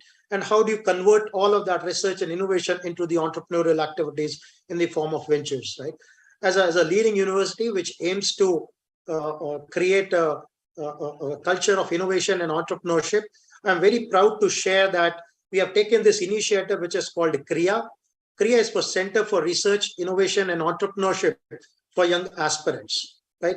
And this whole initiative of KRIA is aimed towards awareness, helping through these training programs, creating these sustainable solutions, and thereby creating these high net worth solutions in the form of startups, which will probably solve the solution, solve the problems, not for just this 1.4 billion people of this country, but we aspire to take these solutions to the globe through these platforms like the State Center Foundation, through Niti Aayog's Startup 20 initiative, and so on and so forth. So with that pride and representation of our leader, I would like to once again express a huge thank you, Dr. Shende, for having us part of this global network.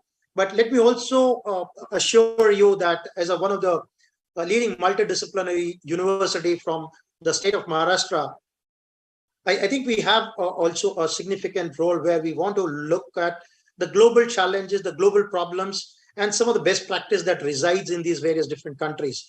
But as a nation, and more specifically as a city of Pune, I think the effort or the initiative that the university wants to take upon and working relentlessly in the direction is that the solutions would be local. While we look at the global best practices, while we look at the global challenges, the learnings are global, but the solutions have to be customized in such a fashion that the pockets that we try to solve are very local in nature. If our small villages, if our small clusters, if our small universities can play a humongous role, can establish some credentials, can be an examples for others to look at, I think we can definitely connect the dots, as mentioned by Professor Sastrbudre, when we say that we start with these 75 such centers, but we kind of become the nodal centers for these next 750, right? Those next 750 in the next 3 years can probably take upon that relationship where they can add next 1,000 connected to them. So this whole journey that we are starting today from 75 centers goes on to 750, and then from 750 to 7,500 in next 3 to 5 years. I think we'll probably have our own set targets, while the institutions, while the universities are engaged into creating something called institutional development plans for next 3 to 5 years. I think it is also an appropriate time for all the universities to look at as the plan for carbon neutrality in let's say next 3 to 5 years. And with those targets for these individual universities, I think when we start interacting with each other, when we start interacting with, going to these various universities, learning from these best practices across the nation, like the Nalanda University and some others, I think it'll probably set the tone for us to take this humongous challenge of net neutrality, way before then, as has been clarion call by our Honorable Prime Minister to become net zero by 2070. We'll probably be able to achieve if we are able to channelize this humongous energy of the universities to begin with. So once again, thank you, Rajan Shandeji, for having us part of this core team of this university ecosystem, which is going to be leading this initiative of yours. And I feel very privileged to be part of this. And once again, I thank you on behalf of our leader, our Executive President and Vice Chancellor, Dr. Mangesh Karad.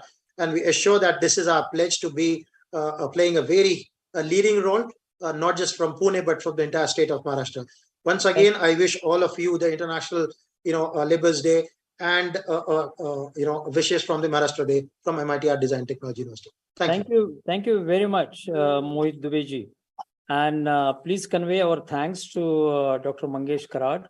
I know he had a very, very urgent emergency that has come up.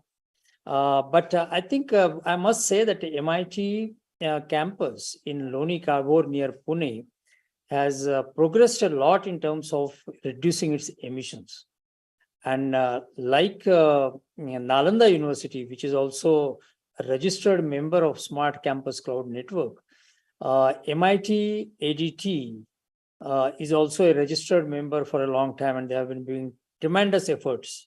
Our initial assessment shows that that campus has reduced its emissions for nearly 50 to 60%. We are going to assess it and evaluate it. But if it is true, probably it will be competing with Nalanda University to become a carbon neutral very soon. Thank you very much, Mohit Dubeji. Our next speaker is Professor Dr. Gufran Beg.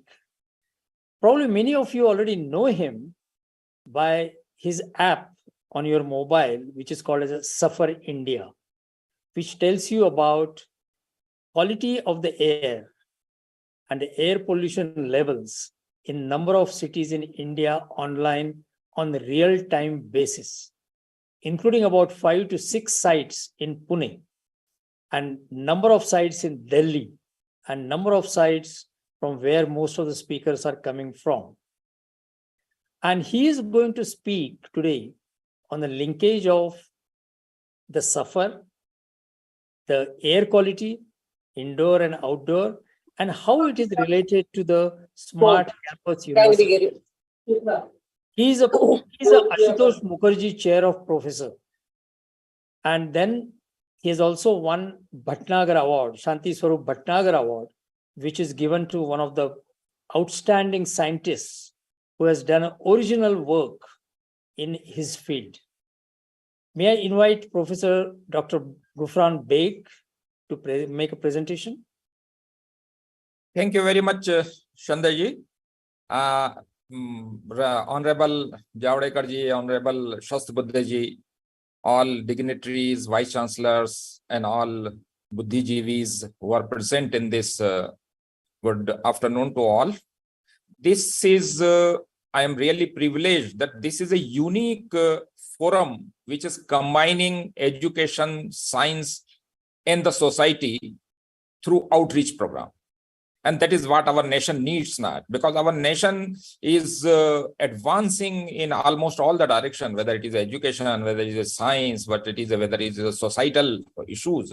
But then outreach and sending it or reaching it to the masses, that is what something which is missing. And I think this is one of the best and unique forum where we can address all those things, which is a smart campus cloud network. Now, coming to the subject area that I will be speaking on climate change and air pollution, is many of you know that air pollution is the gravest social and environmental problem which humanity is facing these days.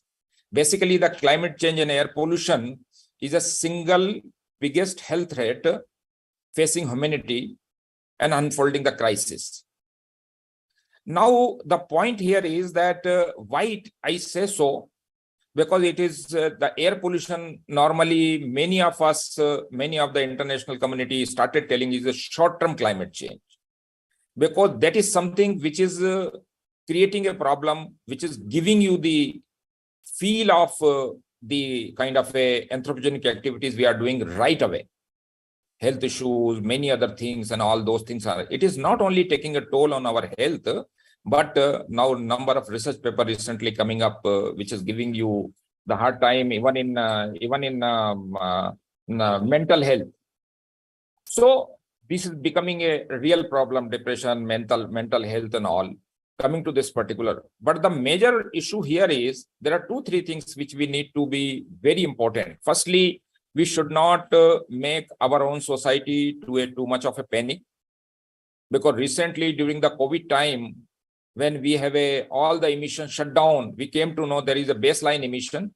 Our country, internationally, we are having a lot of standards which may be bigger or which may be very stringent, like, PM 2.5 is a 5 microgram per meter cube is the kind of a thing. Beyond that it goes, then it is dangerous. But in India, we found out that when all the emissions and everything was zero, our baseline level was 25 to 30.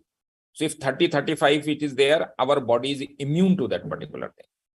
That is something which is the word of caution, that we as a community in India, our body, our lifestyle is immune to a particular level. But certainly things are getting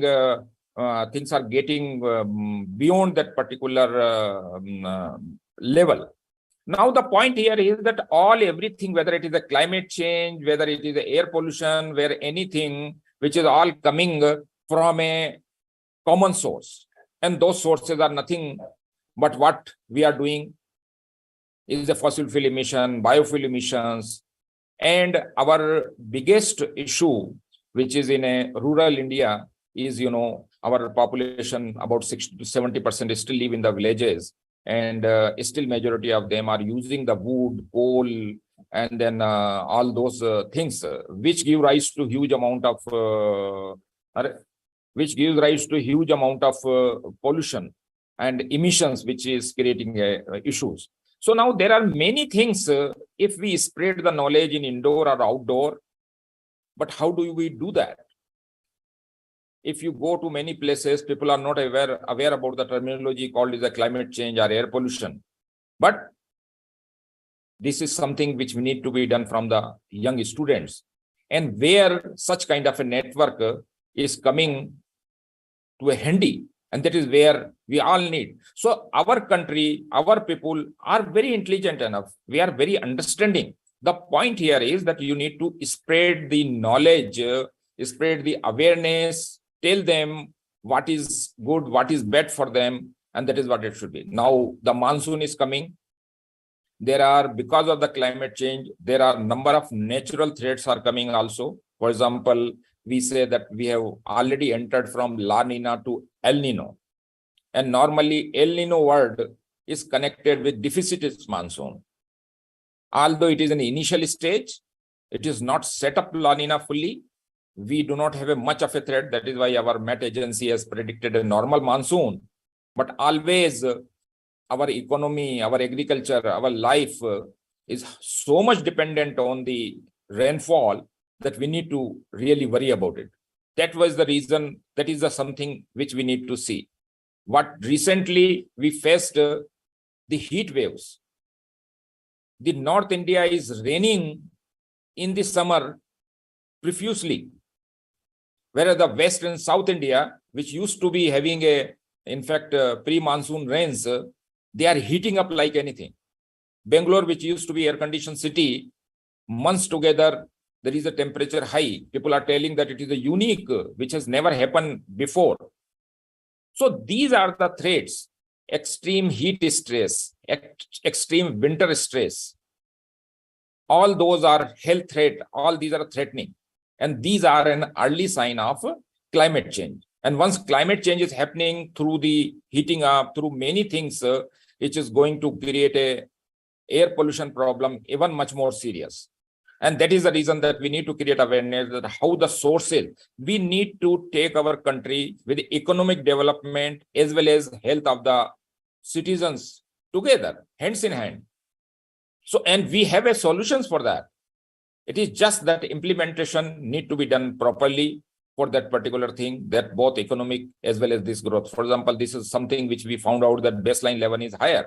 So we need not to be panicky about that. We need to reduce our pollution level to 5 microgram per meter cube. Even 30 microgram per meter cube is fine. We don't like, there are a lot of pressure with the people, if to the government, that reduce, because WHO has come up with so stringent PM 2.5 measurement. But then we have shown this thing, we have shown to the NITI-Aayog and sent that report policy brief from NIAS, which says that no, it is not that kind of thing. Our immune system is high. These are the things which we need to do, which are now last but not the least. I would like to tell that to treat a patient, you need to first diagnose the patient. What is the disease of that? You need to measure the parameters which you think that it is a threat to your life. And that is one of those important things, that air quality is one of those where still we do not have a forecasting, so that, you know, we can have a kind of a pre-planned thing. We can have a, we can save those people who are suffering from asthma or something. If they come to know 3 days in advance, they can prepare themselves. There are several children of our, they don't go with the kit of the, you know, that asthma kit to the schools. But if they know 3 days in advance, they can take, and then they can save their emergency admissions and all. And the one of the most important state from where the monsoon emerges, the very first onset monsoon, have a southwest monsoon, what we call, where every lot of meteorological phenomena, a lot of climatological phenomena starts, which is Kerala. So far, since it is near to the coast, air quality is relatively better. But there is no, time is not very far where our monsoon related convective system, air quality. So we should develop in a state like, from there, we should start developing like a forecasting system. Many other things are there. For example, Pune is blessed with SAFAR air quality forecasting system. Mumbai is blessed. I used to be in Institute of Tropical Meteorology and Ministry of Sciences in Pune. So these are the two Maharashtra cities of Maharashtra, whereas it is existing in the 4 cities, Delhi, Mumbai, Pune, and Ahmedabad, where Maharashtra is occupying 2 cities. But then we need to spread this message. And you should know, so the air ape, which Professor Shindeji has already told, SAFAR air, please look into that. Try to understand. It is not that you need to look for the air quality, but there are many other information in a very crisp form with 4 different languages, including Marathi language, where you can understand the health impact of air quality in your area. You can say what precautions and different people who are healthy, who are suffering from the problem, children, elderly, young, take on that. So I think now we are entering into the extreme environmental and climatic and the problems, social problems.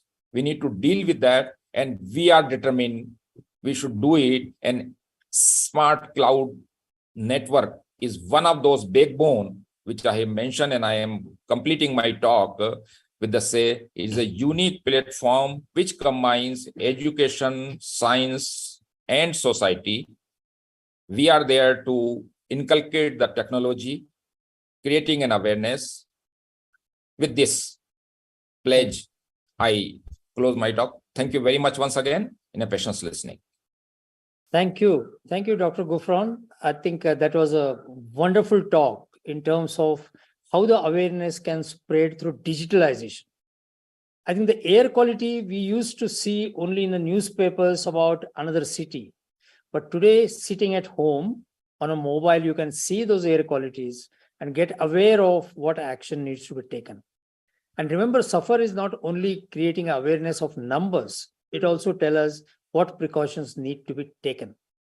And Dr. Gufron's contribution is to have a first well-integrated air quality monitoring station in the university campus in Pune at MIT-WPU. And that air quality monitoring index and station is providing the information on app. You can see it yourself.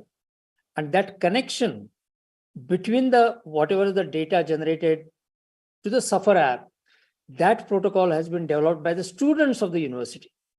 So earlier speakers, particularly Dr. T. Sitaram, has informed that research and development should be the part of our SCCN or part of our net zero that has been achieved as far as the air quality is concerned, because students have researched and done it. One more thing I want to say, it is a bit longish, but NIAS, where Dr. Gufran is at present working, which is a National Institute of Advanced Studies, there it has become the first research institute campus to become carbon neutral. They have started working towards it. They have become a member of SCCN. So in fact, we are going to have a separate launch for the all research institute campus to become carbon neutral. So we are going beyond universities and catching up more than 40 CSIR campuses, as well as IISc and NIAS. Thank you, Dr. Gufran. Thank you very much. Our next speaker is Dr. Shashank Shah, and he is from Niti Aayog. We are blessed with someone coming from Niti Aayog, because that gives us a policy support, and that gives us a policy suggestion and the recommendation. Dr. Shashank is very budding and young enthusiast and belongs to the communication department of Niti Aayog. It's the right department to listen to him at today. He has done his education in number of communication studies, as well as he is now a very rising star in Niti Aayog. Shashank, floor is yours. Thank you, Shendeji, and to your institution for inviting me to share my thoughts. I'd just like to add that communication is an additional charge. I primarily look at higher education at Niti Aayog, and my PhD is in the area of social systems engineering for multi-stakeholder value creation. So that provides me a very good opportunity to connect the diverse dots that have been highlighted by the very eminent speakers today who have preceded me in today's session. I'd like to share a particular context with respect to environment and climate, and then connect it with a mindset change and the role of education that can facilitate that. I think we all agree in the conversation today that climate change has moved on from conjecture to certainty. It is no longer a conjecture. For disbelievers in the impact of climate change, the last 2 to 3 years have been quite an eye-opener. Forest fires in Amazon, Australia, and Siberia have killed nearly 100 crore animals. Unprecedented floods in Europe have left thousands homeless, and record heat waves in North America affected millions of citizens in that part of the world. Closer home, Amphan, the costliest cyclone ever recorded in South Asia, cost us about 1 lakh crore rupees. So no continent has been spared. While these figures may look macro and big, let us look at something micro and very close to what we do on a daily basis. Just one figure conveys the kind of challenges that would emerge from our own consumption patterns. A rough calculation indicates that we will have 8,000 crore cell phones as e-waste by the year 2100 from just 3 countries, USA, India, and China. That is, if each citizen from these 3 countries changes her phone once in 3 years. If we can extrapolate that to all the nearly 200 countries across the globe and the introduced list of gadgets that we all use, the impact of our personal consumption patterns on climate and the planet at large is mind-boggling. It is often said that we would need 4 Earths if everyone consumed like an American, and 5.4 Earths if everyone consumed like an Emirati. more than 2.5% of these Earths would be needed just to absorb carbon dioxide. So this is the socio-economic environmental ecosystem in which we are operating. This is not the future. This is verily the present. In this context, mentioning the SDGs is of vital importance. In the year 2015, United Nations launched the SDGs program to effectively address the stark social, economical, and ecological inequities affecting people across levels of the economic pyramid. The 17 Sustainable Development Goals, or global goals as they are called, cover 4 broad areas. Goals 1 to 6 cover social areas, goals 7 to 11 cover economic areas, goals 12 to 15 cover environmental areas, and goals 16 and 17 cover partnership areas. The 169 targets covered under these 17 goals, if achieved in letter and spirit, carry unprecedented potential for changing the existing socio-economic, political, and cultural conditions in society for creating an equitable world. The uniqueness of the SDGs as compared to the MDGs, the Millennium Development Goals that preceded them, is that they recognize that ending poverty and other deprivations must go hand in hand with strategies that improve health and education, reduce inequality, and spur economic growth, all while tackling climate change and working to preserve our oceans and forests. However, working in SDGs in isolation or as an add-on will not provide us with lasting solutions, as a biased mindset would again influence macro decision making. So what is this new approach that I am referring to? I think we need to evolve from the zero-sum approach to inclusive decision making. The zero-sum game approach has deeply influenced institutions and leaders across the country and the world for nearly a century. This approach focuses on either or. Either I win or you win. Both cannot win. Either we focus on employee welfare or company profitability. Either we focus on customer delight or cost reduction.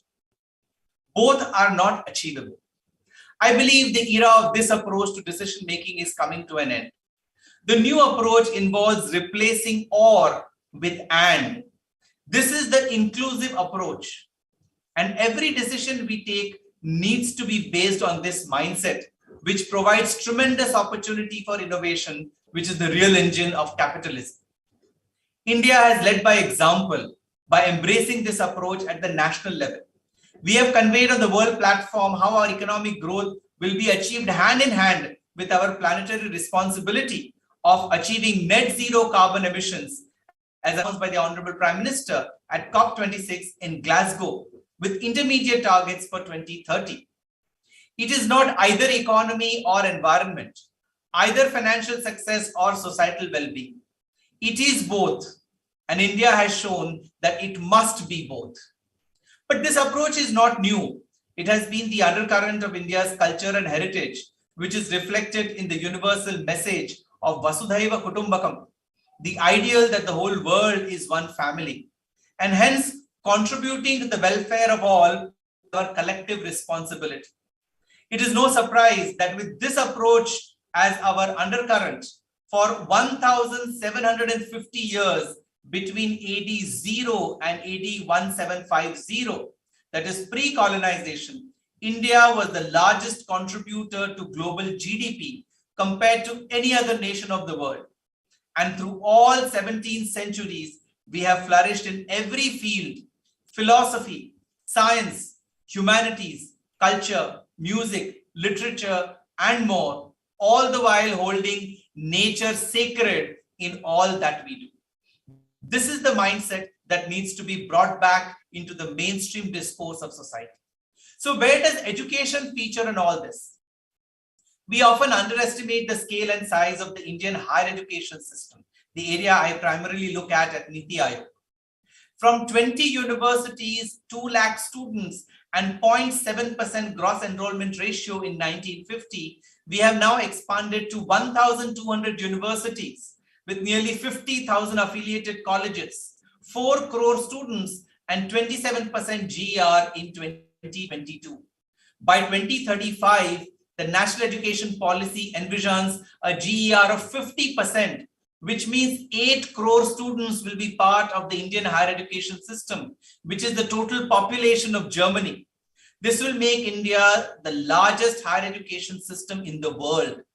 Moreover, during the Amrit Kal, over 100 crore students will pass through the portals of Indian universities, whether through a certificate, a diploma, a graduation, a post-graduation, a doctoral, or a postdoctoral program. A recent UNESCO report has suggested that more students will pass through the portals of universities in the next 25 years than they have in the recorded history. And India will be the largest contributor. So while these 100 crore students and researchers would lead India into the 22nd century as the world's largest economy, if groomed with the SDG mindset from their formative years, they can make India inclusive, sustainable, and successful, which is the real need of the planet. I'll conclude by how this can happen at the university level. Start early, drive slowly, reach safely. The road safety mantra that we are all taught is applicable to our sustainability journey. Ironically, we presume that the change we are looking for will be ushered in by professionals, whether in the public or private sectors, and more so by corporate leaders in boardroom discussions. However, when their training is of the either or format of decision making, how will they bring in the much needed and into their approach? For this reason, the understanding and implementation of SDGs needs to be brought from the boardrooms to the classrooms. This can be done at 3 levels. First, curriculum and pedagogy. There is a phenomenal opportunity to modify the teaching learning process such that subjects are taught using the lens of SDGs. This will help train students in problem solving and decision making from a lens that integrates growth and development with sustainability. Currently, most SDG connected subjects are taught as electives and specialized subjects. While this is a good first step, there is a need to integrate the SDG mindset across curriculum and pedagogy. The approach of holistic and multidisciplinary education as envisaged in NEP 2020 also encourages this in a big way. Second, research on implementation of SDGs. Integrating SDGs with higher education can manifest in research projects that are focused on providing solutions to the 169 targets identified across the 17 SDGs. So the expert faculty and researchers can work towards outcomes-driven research that can provide solutions to challenges faced at the local, regional, and national levels. The university research system provides a fertile ground for innovation and creating impact at scale. Can students, scholar, and faculty research be aligned with SDG priorities? Can this research be encouraged for its commercial potential through startups that not only lead to products, services, and platforms that are sustainable and benign, but also create green livelihoods? According to a Harvard study, over a 20-year period, academic tech transfer in USA contributed to $1.3 trillion to industry output and $590 billion to the GDP while creating 4.3 million jobs. Around half a decade ago, US industry funding to R&D in universities was $4.2 billion. For achieving success in this research area at the universities, industry, academia, and government collaboration will play a vital role. The third and last part under the university role I would like to cover is on green campuses. A lot has been discussed, but I would like to provide some macro ideas and conclude with that. Given the expansion of the Indian higher education system to accommodate an additional 4 crore students in a dozen years, which is twice the number we have over the last 75 years, there will be a need for greenfield and brownfield infrastructure projects. Some estimates suggest that within a decade, India would need an additional 1,500 universities and several thousands of colleges. This is more than the number of universities constructed in the last 75 years.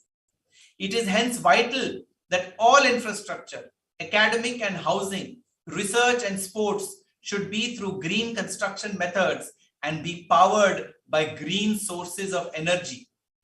Provisions for sustaining campuses through solar energy and rainwater harvesting, encouraging circular economy approach of recycle and reuse, campus-wide tree plantations, and using alternative modes of transportation, including EVs, can be priorities for regulatory approvals and funding for new campuses. Mission Life, which is Lifestyle for Environment, launched by the Prime Minister last year, highlights several opportunities of minor lifestyle changes at the individual and institutional levels that can have substantial and collective benefits for the community and the society at large. Estimates suggest that up to 20 to 25% of the SDG targets can be achieved by minor lifestyle changes. Students and faculty, parents and staff can be encouraged to embrace this approach in their personal and professional lives. A central portal that captures these innovative and impactful initiatives at curriculum and pedagogy level, research and impact level, and green campus infrastructure level. At all three levels, a central portal can track the performance and ensure best practices sharing by universities across the country so that there can be greater peer-to-peer learning. I'll conclude with an interesting fact file. A recent Financial Times report indicates that £1 spent by the University of Cambridge created an impact of £11 on the economy of United Kingdom. If this investment is SDG driven, the impact will also enable achievement of SDG related outcomes that will help not only individuals and institutions, but also countries and continents. This is where universities and university faculty, staff, students, parents, and the larger administrative ecosystem can play a phenomenal role. In this context, the U75 initiative and the Smart Campus Cloud Network is a much needed step in the right direction. May U75 expand to U1200 to make all the universities part of this vital endeavor and ensure that education and environment become synonymous. My best wishes. Thank you. Thank you, Shashank. Very inspiring. And coming from you as a young budding professional in Niti Aayog, it makes a lot of sense. I think 75 to 1200. And you are even saying that one more 1,500 are coming in next few decades or so. So challenge is great, but you have laid out an excellent map. And it's a reassuring for all the participants, including vice chancellors and the deans, that Niti Aayog probably is thinking by taking into consideration their needs and the needs for the future and the needs for making them SDG ready, future ready, and climate ready. We are there to work with you, Niti Aayog, and take your plans, framework, and structures back into the university campuses to make sure that we achieve what our dream is. Thank you very much, Shashank. And now our last speaker is Bhanu Napon. Dr. Bhanu Napon, whom I know for a long time, is from the UNESCO headquarters in Paris. He's a program manager for ICT and the sciences and open access for scientific research. We have been talking about digitalization throughout our discourse here today. And he's the one who is a proponent that ICT can be utilized for developing partnerships and open access. He's also working on open data and artificial intelligence linkages and how to increase access to scientific data and information so that the global challenges like SDG and climate change can be addressed well. He is visiting professor and regularly teaches courses. One of his recent visits was Indian Institute of Science, Bangalore. And he's also an expert in knowledge management, multi-criteria decision-making. And he started in UNESCO with water resource management and disaster risk reduction at some of the even universities. Dr. Bhanu, you are going to now not only talk about your work, but mainly to conclude, because you know the Smart Campus Cloud Network very well. You are the supporter of it right from the beginning and spreading it not only within India, but in South Asia. So we are looking for you to see what kind of messages that we are going to get from all these interventions and the attainment of our goal in this particular moment. Dr. Bhanu, go ahead. Thank you very much, Raj. Excellencies, Recording Honorable stopped. Vice Chancellor, dignitaries, and my good friend, Dr. Sanjay. Recording in progress. It's always a pleasure to come back and start talking about Smart Campus Cloud Network. I remember a long time ago when you visited the headquarters in Paris, and I think the whole idea of Smart Campus Cloud Network originated over a cup of coffee. So from that cup of coffee till now, I think we have spread ourselves across in different continents around the world. And it's indeed a humbling experience for me for being invited to this event today. It's a great opportunity to share my thoughts today, but thanks, Raj, for also entrusting me to summarize the sense of what previous speakers before me have shared about what role can colleges and campuses play to achieve the noble goal of net zero. As most of the speakers highlighted, it is now a common knowledge that one of the most urgent problems that our world is currently facing is climate change. And climate change has a bearing on all SDGs, which all of you repeated at times. In order to find a solution to this problem, we need to enhance the role of young people and make the universities where they study responsible in leading by example. In this context, a strong commitment such as that demonstrated by the leadership in India, access to quality education that values the sanctity of environment, something that Dr. Sahasrabudhe highlighted, and access to new technology that many of the eminent speakers spoke about, and access to climate data about environment are all of absolute importance. Interesting parallels were drawn by the speakers between net zero and openness and sharing of know-how to create easy-to-flow workflows. Obviously, by reducing their carbon footprints and fostering sustainable practices, campuses can play an important role in achieving net zero emission. Just to give you a few, the takeaway points that I received, that I collected from the eminent speakers' speeches. Campuses can indeed reduce their energy consumption by retrofitting their buildings with energy efficient technologies such as LED illumination, smart thermostat, efficient HVAC systems, and so forth. Because India is in tropical country, I think we try to use a lot of air conditioning. Perhaps that is where we may need to look at primarily to reduce and creating heat island that many of these major cities are converting into. Using solar panel, I'm not too sure what is the extent that solar panels are being utilized by the universities. Wind turbine and geothermal systems, campus can indeed generate their own renewable energy resources.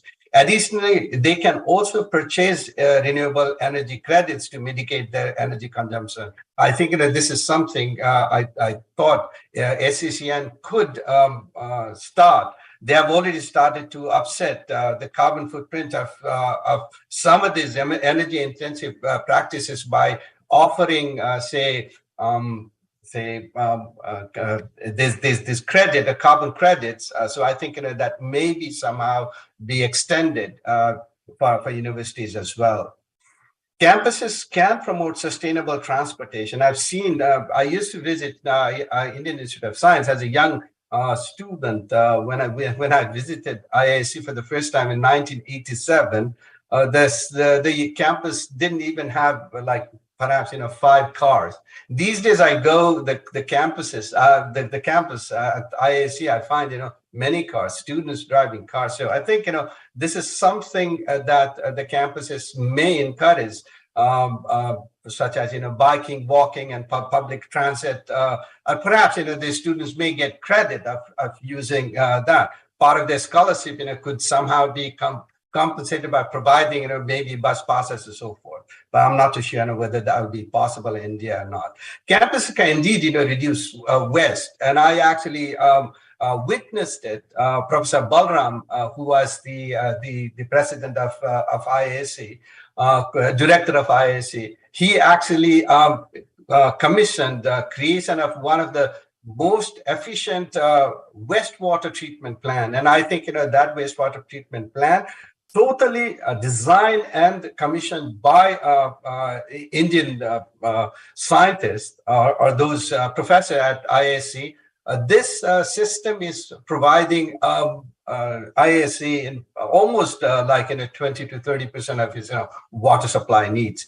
So the other thing the campus can indeed do, and many of the speakers highlighted that the campus can not only educate the students, but also the faculty and also somehow create a system of siphoning this knowledge back to the homes of these students. So they can also do something on engaging the local community and promoting sustainable actions off campus. But the most important issue is to create a network that helps learning from each other. What the key mechanism monitoring these parameters is the most important thing. We have been talking about creating sustainable campuses, but how do we monitor them? How would these 75 university campuses are monitoring their net zero behavior? So I think this is extremely important. So this requires developing strict workflow and identify key determinants to measure success. And I hope SCCN as it advances, perhaps will establish some of these things. The speakers also noted that because of the research experience, scientific equipment, intellectual resources that they possess, universities are in a position that is truly unique and perfectly suited to take the leading role in encouraging openness of climate data.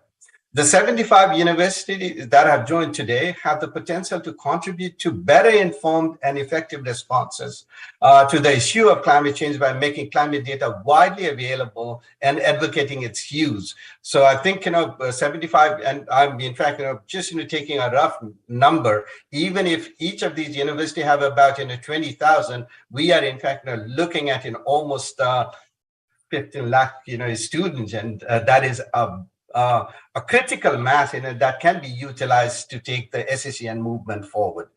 So this campuses can indeed use their voice and platforms to advocate at the local level, national as well as in international level for climate action. For the key issues is that campuses can drive innovation by devising new technologies and solutions to facilitate the transition to a net zero economy.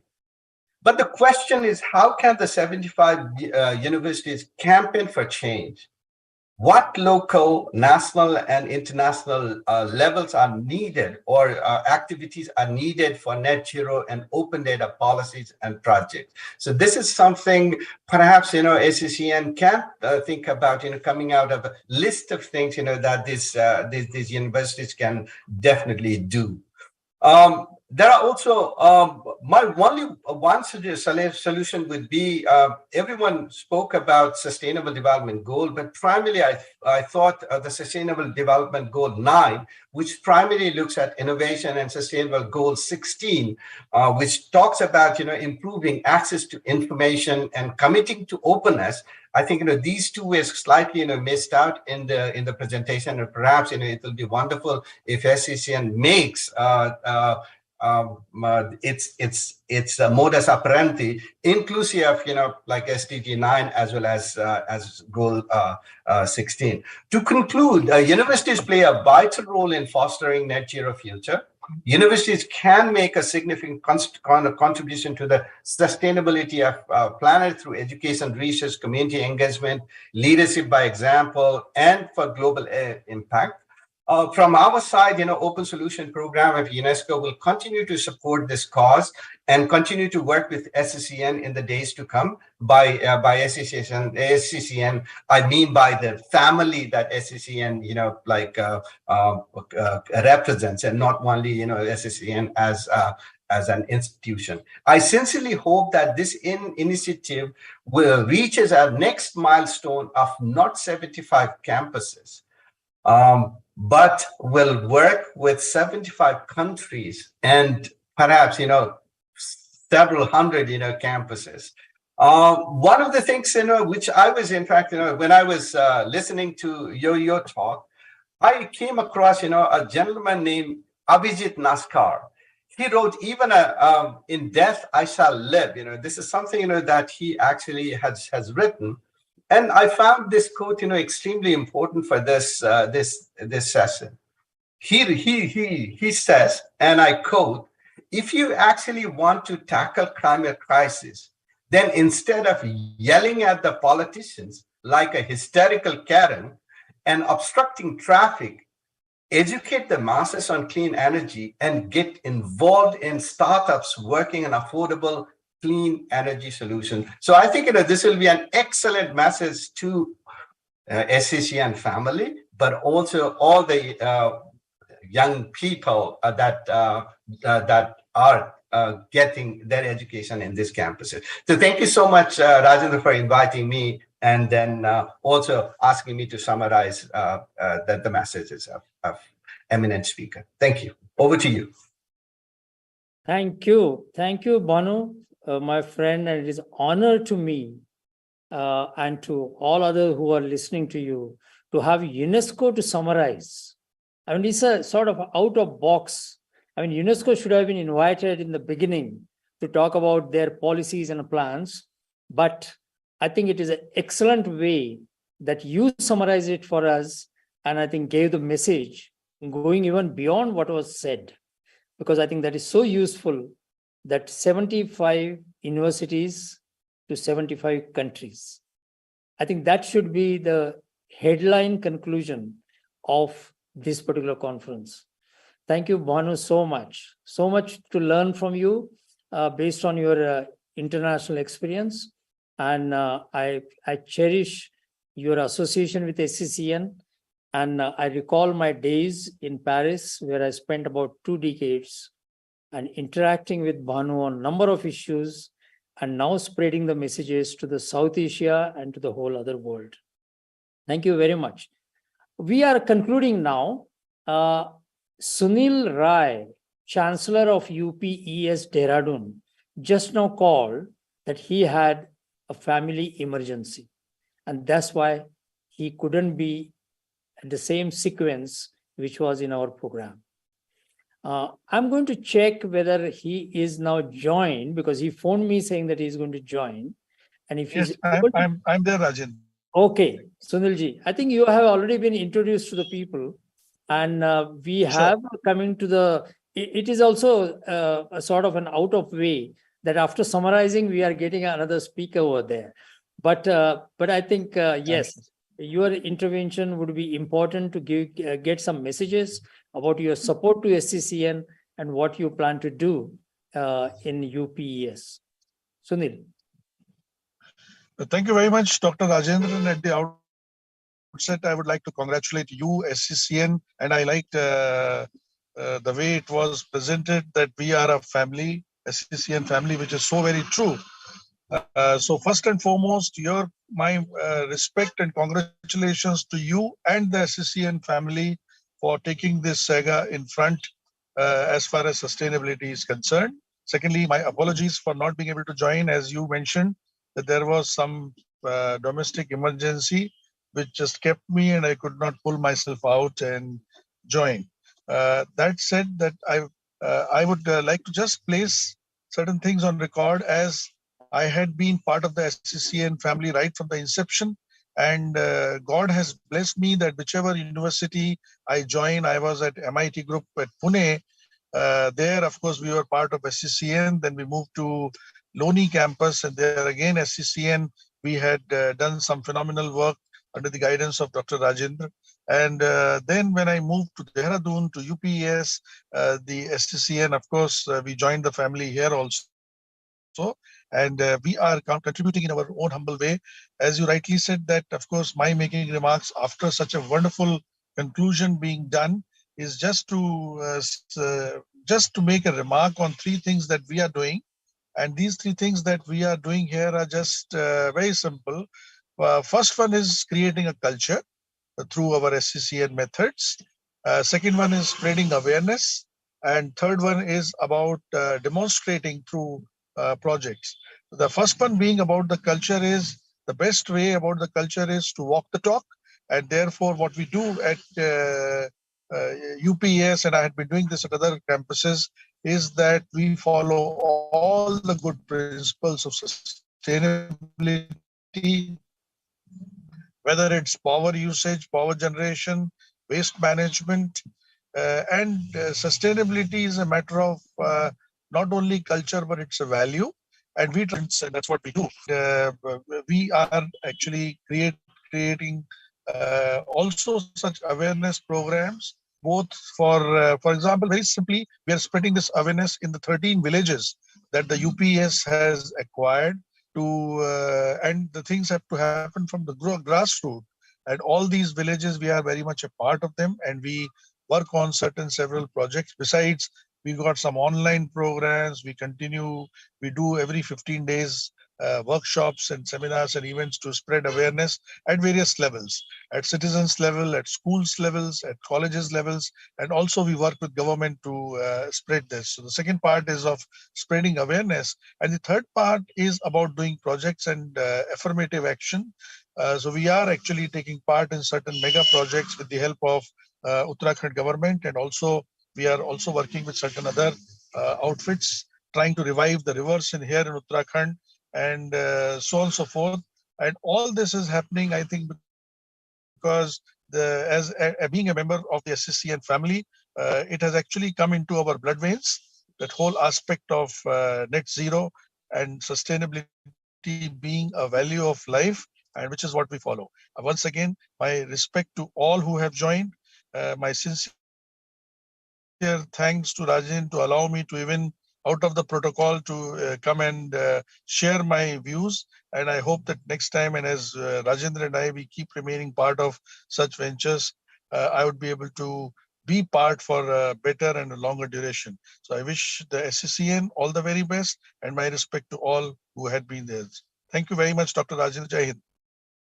Thank you, Sunilji. I can imagine that kind of emergency you had, and you still have spoken. That shows your commitment. And I'm sure, Bhanu, when you come to India, I will make sure that Sunilji meets you, so that you probably can include him in the next speech about concluding on what kind of work he's doing in India, in UPS in Dehradun. Thank you, Sunilji, for that. We are coming to the end of it. I know that we extended the time. We went on very well in the beginning. I think including Prakashji Javadekar and Anil Sasrabuddhe and Professor Sitaram. I think we were right in time, and then we started slightly slipping on it.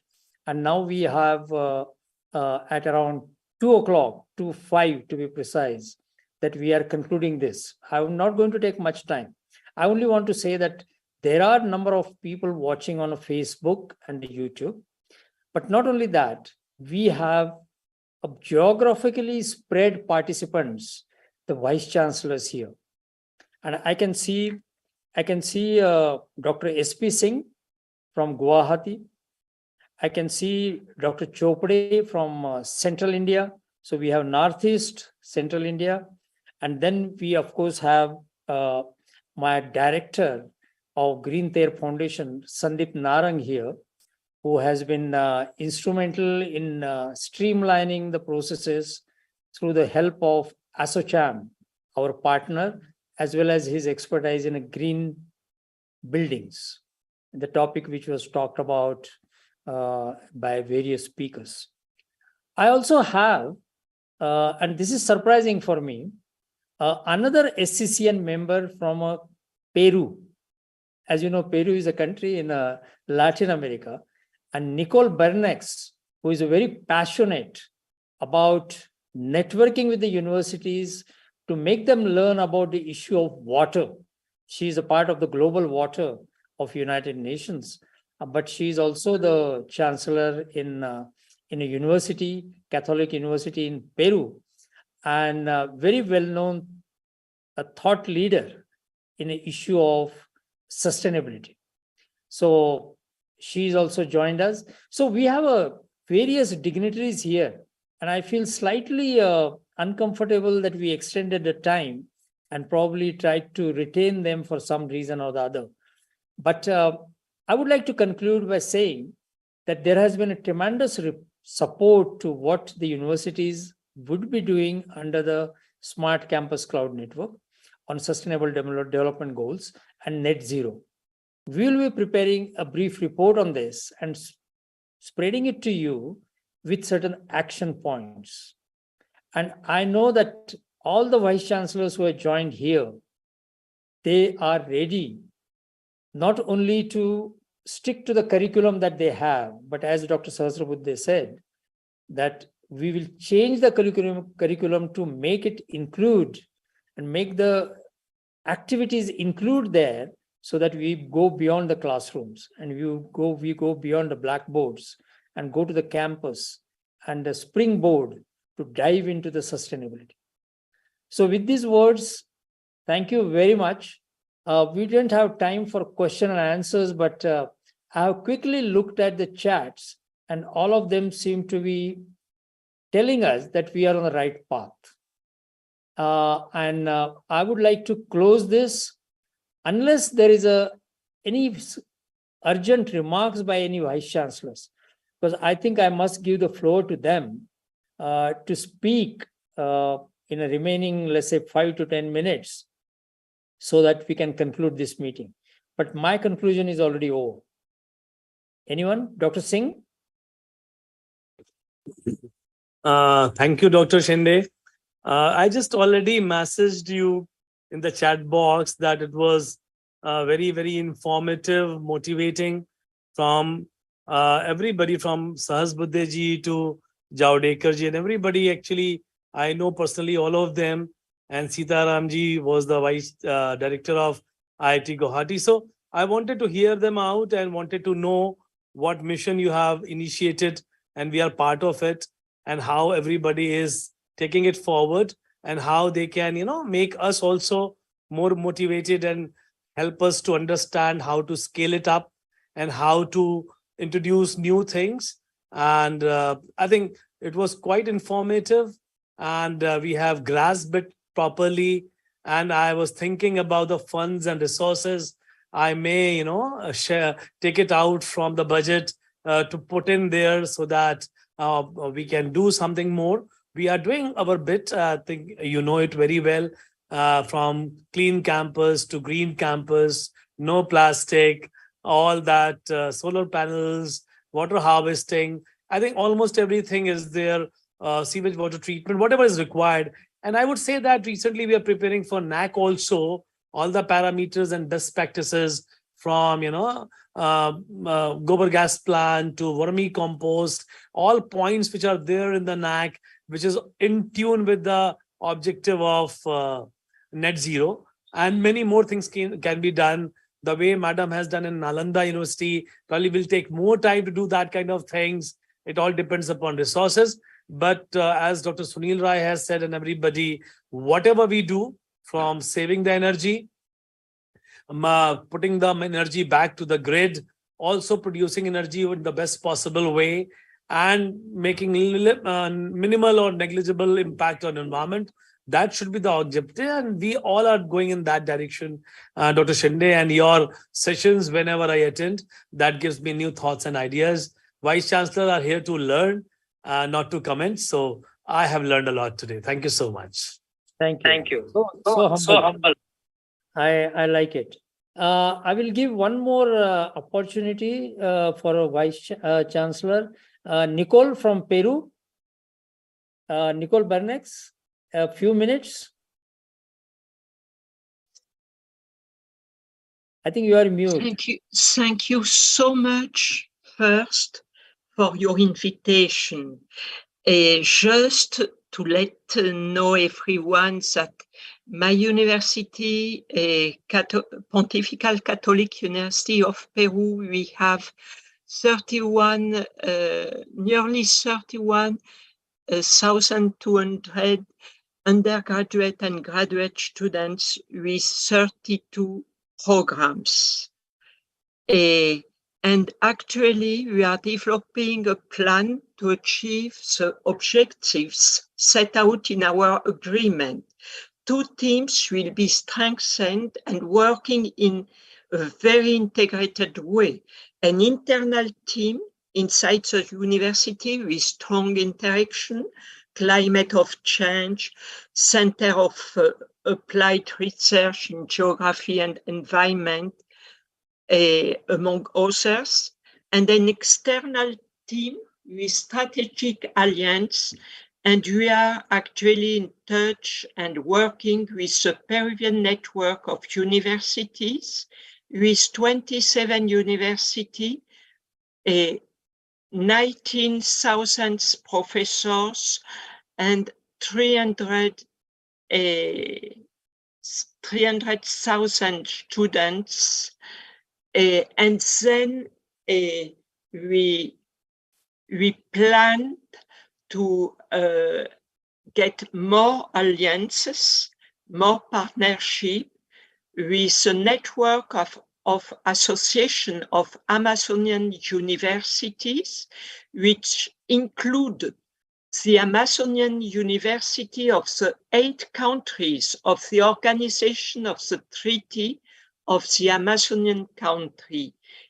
We know that it's a huge challenge, but all of us inspire us a lot and show us the way we have to take.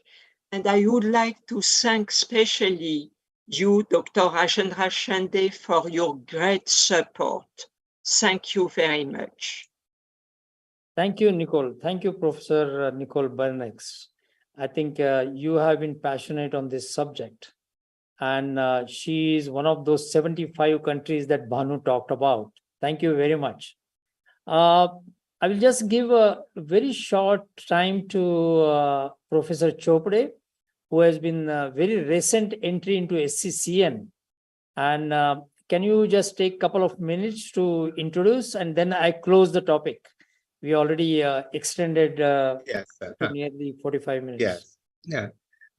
Very good afternoon to all. I am Professor B.A. Chopade, Vice Chancellor, AKS University, Satna, Madhya Pradesh. It is at the center of the India, near Khajuraho. Very recently, we became the member, I think, of SCCN, and we have been getting a lot of guidance, I think, of Professor Rajendra Shinde. And we have registered, we have taken the pledge, and we have started our work, I think, on the net zero campus, I think, of a university. And very soon, we'll be able to invite, I think, the, our honorable, I think, Rajendra Shinde ji to my university and show him, get guidance from him, also show various activities which we have been following, I think, at our university with respect to the green campus and net zero campus. I just briefly told you. Thank you very much, sir. Namaskar. Thank you. Thank you very much. Yeah. I received a message from Shashank that probably I did not introduce him correctly.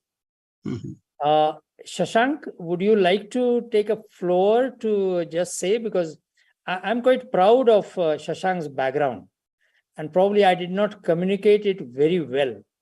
As you know, Niti Aayog, where he comes from, is one of the prime bodies which makes the policies and implementable policies. So Shashank, you would like to take a floor to say, and I must apologize for not introducing you well.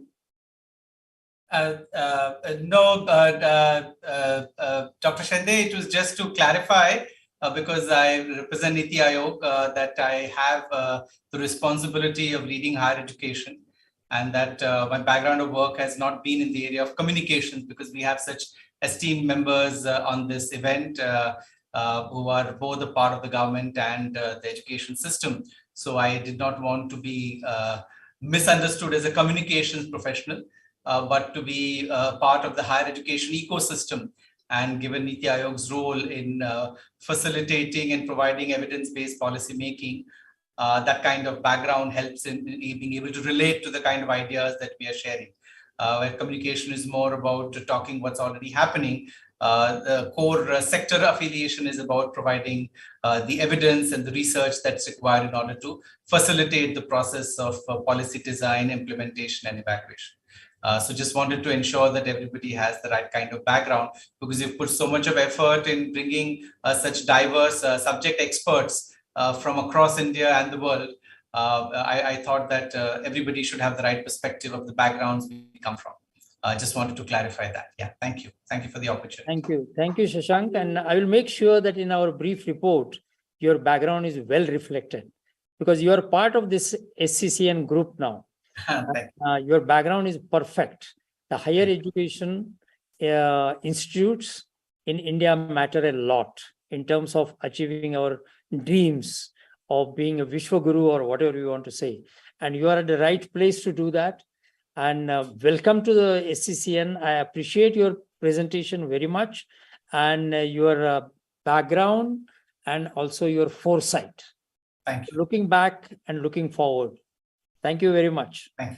So I would like to thank first MIT Art and Design and Technology team, who has technically managed it very well.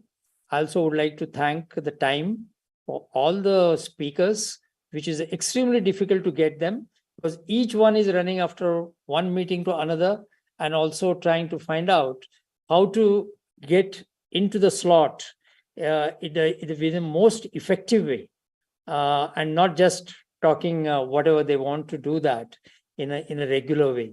And we did get the benefit of their knowledge in a right way, what is needed here.